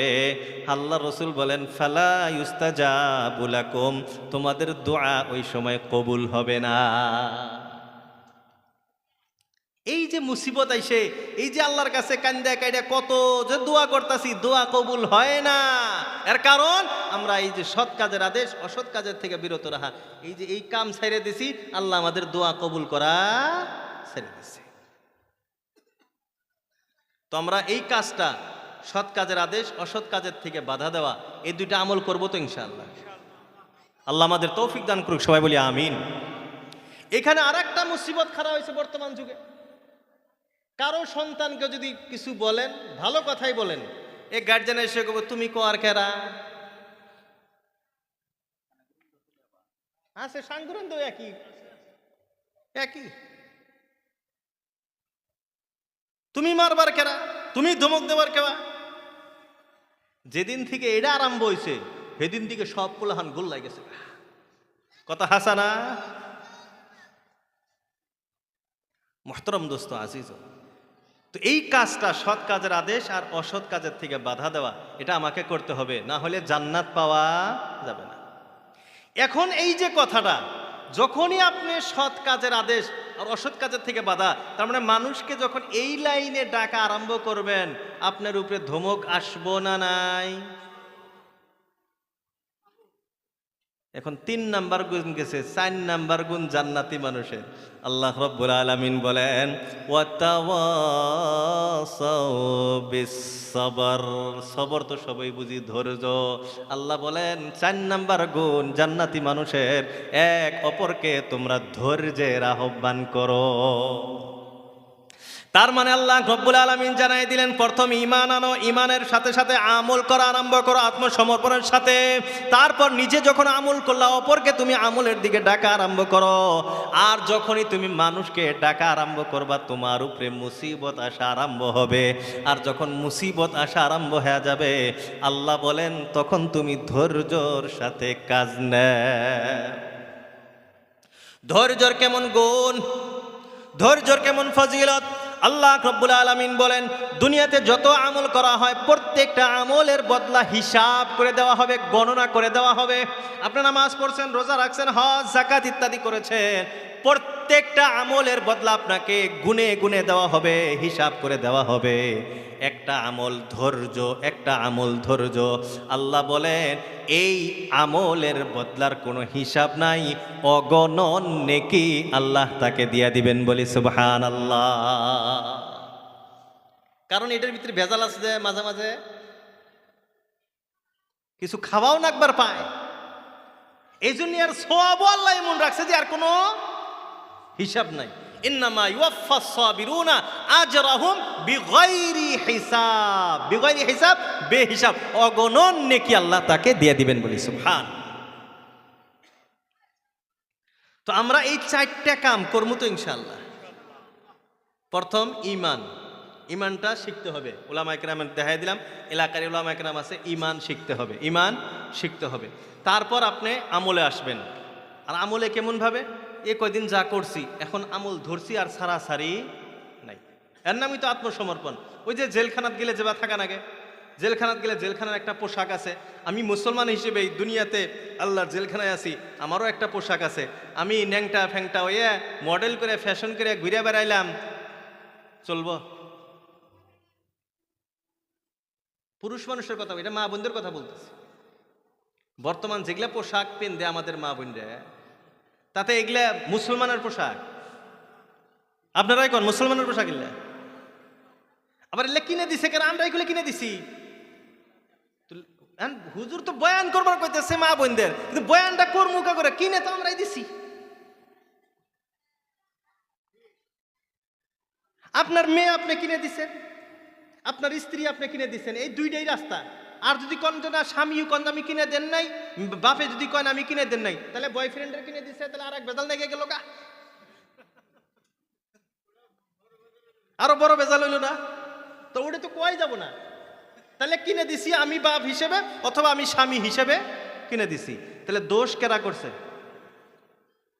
তারা ওই কাপড় পিন্দে যে গুনাহ করব, যতটুক গুনাহ হব আমি আপনি কিনে দেওয়ার কারণে সমান সমান গুনার অধিকারী। মেল্লাজন আবার আছে আঙ্গুরেই কয় হুজুর নিজে পছন্দ করে কেনে, পছন্দ করে কিনেই তাই পিন দেবার সাহস পেল, কোনো হুজুরের বই তো এগুলো পিনতে ঘুরবার সাহস পাইল না।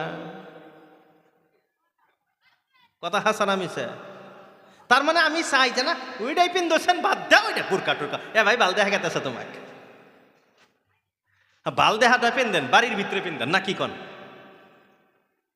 বাড়ির ভিতরে একজন স্ত্রী তার স্বামীর জন্য সাজা গোছা করা এটা বহুত জরুরি। এটা কোনো হেলা তামসা খেলার বস্তু না। আজ বর্তমান যুগে আল্লাহ মাফ করুক, বহুত যুবক ভাইদের এই পরকীয়ার সমস্যা আছে না নাই? এটার বহুত বড় একটা কারণ। এটা খালি মা বোনরা পুরুষদেরকে দোষ দেয়, হ্যাঁ এটা না, এটা বহুত বড় কারণ এইখানে যে এরা বাড়িতে যেভাবে থাকা দরকার এইভাবে থাকে না।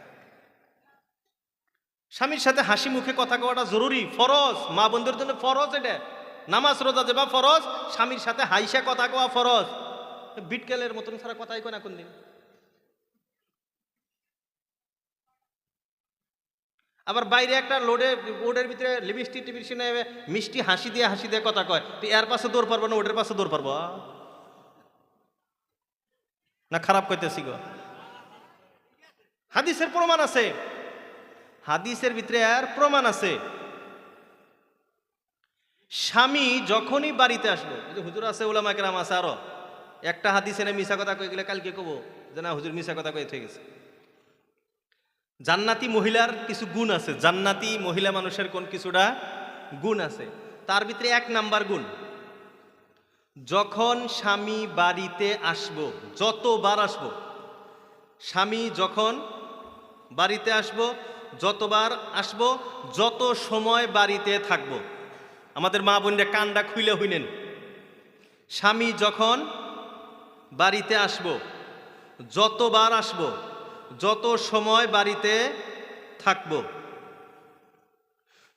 3টা হইল। যতবার আসবো, যত সময় থাকবো, যখনই আসবো, ওটা 2টা হান একসাথে করে দেন, 2টা উপর দিলেন। যখন আসবো আর যতবার আসবো মিলে হান দিলাম একটা, যতবার আসবো আর যত সময় বাড়িতে থাকবো। 3 নাম্বারটা নেন, যতবার স্ত্রীর দিকে তাকাবো, যতবার স্ত্রীর দিকে তাকাবো। এটা খালি যে চ্যাংরা বইগুলো আছে হেললে না, আঙ্গুরে মা বোন আছে, মাও খালারা হেদেরকেও কইতাছি, দাদি রেজারা আছে হেগরকেও কইতাছি বলে কথাটা না কি কর? এই হাদিসগুলো খালি ওই 12-13 কি করে 20-30 বছর কে বলবি হয়েছে হেডিন নিগে না, 40-50 বছর 60 বছর জাঙ্গরে মাও খাল চাচারি আছে হেদের জন্য ওগুলো এই হাদিস।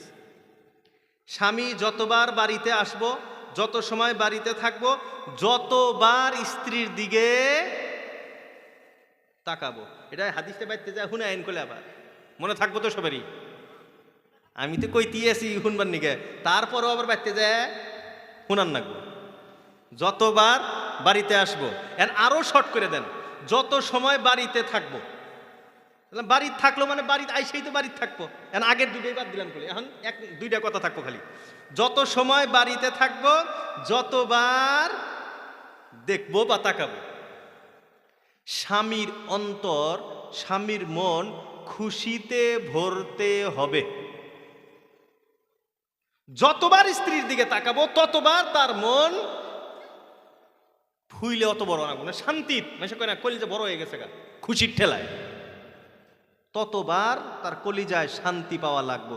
যদি এমন হয় তাইলে আপনি জান্নাতি মহিলা, আর যদি এটা না হয় জান্নাতের আশা করে লাভ নাই। আপনার নামাজ রোজা আপনাকে ধরা দিব না, সিধা কথা।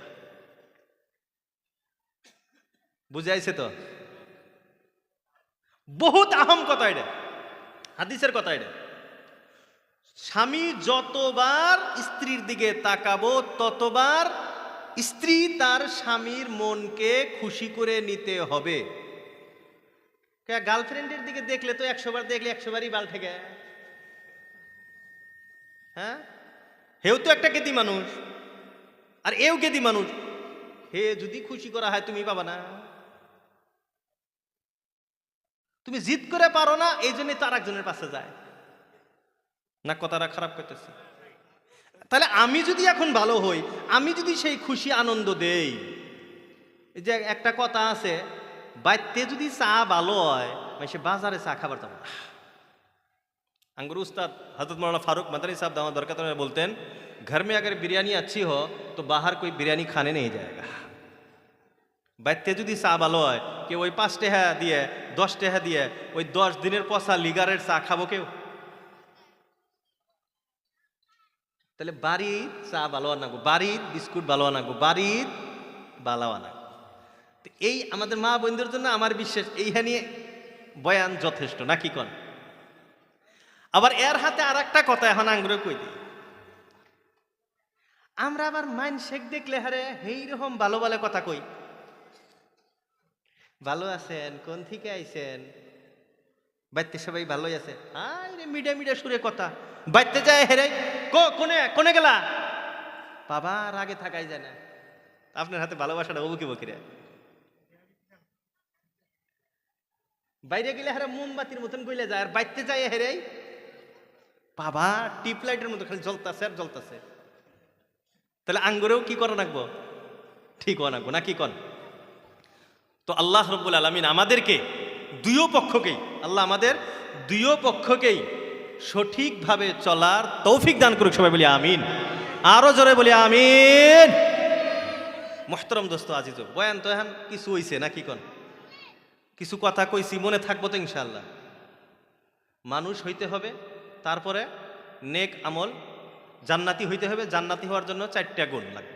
1 নাম্বার ঈমান, আত্মসমর্পণ, মানুষকে হকের দাওয়াত দেওয়া, তারপরে যদি কিছু মুসিবত আসে ধৈর্য ধারণ করা। মূল কথা কিন্তু এটাই, যদিও 2 ঘন্টা গেছে গা, কথা কিন্তু এই কয়টাই। এখন সর্বশেষ কথা হলো এই কথাগুলোর সাথেই, ভাই আমি আপনি যদি দুনিয়ার কিছু ভালো কাম করে যাইতে পারি, তাহলে আমি আপনি দুনিয়ার থেকে জামুগা, আমাক মানুষের স্মরণ করব, আমাক মানুষে স্মরণ করব। ওই যে আয়াতটা পড়ছিলাম, ওয়ালাকাদ যারানা লি জাহান্নামা কাসীরাম মিনাল জিন্নি ওয়াল ইনস, অধিকাংশ মানুষ জাহান্নামী, ওই যে কইছিলাম। ওইখানে তারা আয়াতের তাফসীর হলো মানুষ তারাই জান্নাতে যাবে। এখন মানুষ কারা? যারা মানুষ তারা জান্নাতে যাব, জানোয়ার জান্নাতে যাব না। এখন মানুষ কারা? মানুষ তো এমনি বোঝা যাবে না আমি মানুষ নাকি। মানুষের পরিচয় হলো যার মৃত্যুর পরে মানুষ মানুষ বলে তারা মানুষ। আমার এগুলো পয়েন্টের কথা, ছোট ছোট কথা কিন্তু খুব গুরুত্বপূর্ণ কথা। এই জন্য আমি যেগুলো পয়েন্টের কথা আমি কয়েকবার করে কই। আমি মৃত্যুর পরে মানুষ যদি আমাকে মানুষ বলে তাহলে আমি মানুষ। আর যদি আমার মরার পরে কয় শালা মরছে ভালোই হয়েছে রে, কুত্তার চেয়েও খারাপ আছে রে, মরছে না ভালোই হয়েছে, তাইলে ভাই আমি মানুষ না, তাইলে আমি জান্নাতীয় না। তো আমি মরার পরে যে আমাকে মানুষ মানুষ বলবে, এর জন্য মানুষের মতো কাজ কাম আমাকে কইরা যেতে, ঠিক না?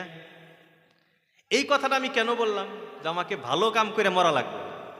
আমি এই জলসার আসার আগে এখানে আমাকে 2-1 যুবক ভাই বলছে যে হুজুর আমাদের এই জলসার সাথে একজন জড়িত মানুষ ছিলেন, মুরব্বী মানুষ আসিল না? হুজুর জান প্রাণে সবার জন্য খাটছে, যখন ডাহা গেছে তখনই সবার জন্য ব্যস্ত, তখনই সবার জন্য হ্যাঁ, কোনো আলসামি নেই, সবার জন্য জান প্রাণে খাটছে। মানুষটা খুব ভালো আছিল, মানুষটা খুব, এটা কিন্তু আমি কইতেছি না, তারা আমাকে কইছে যে হুজুর এই মানুষটা গত বছর জলসার মধ্যেও আসিল, জলসার কিছুদিন পরে বেমার হয়ে আল্লাহ দুনিয়ার থেকে তাকে ডাইকে নিয়ে গেছে। আল্লাহ আমরা সবাই দোয়া করি আল্লাহ তাকে জান্নাতবাসী করুক। সবাই বলি আমিন, আরো জোরে বলি আমিন।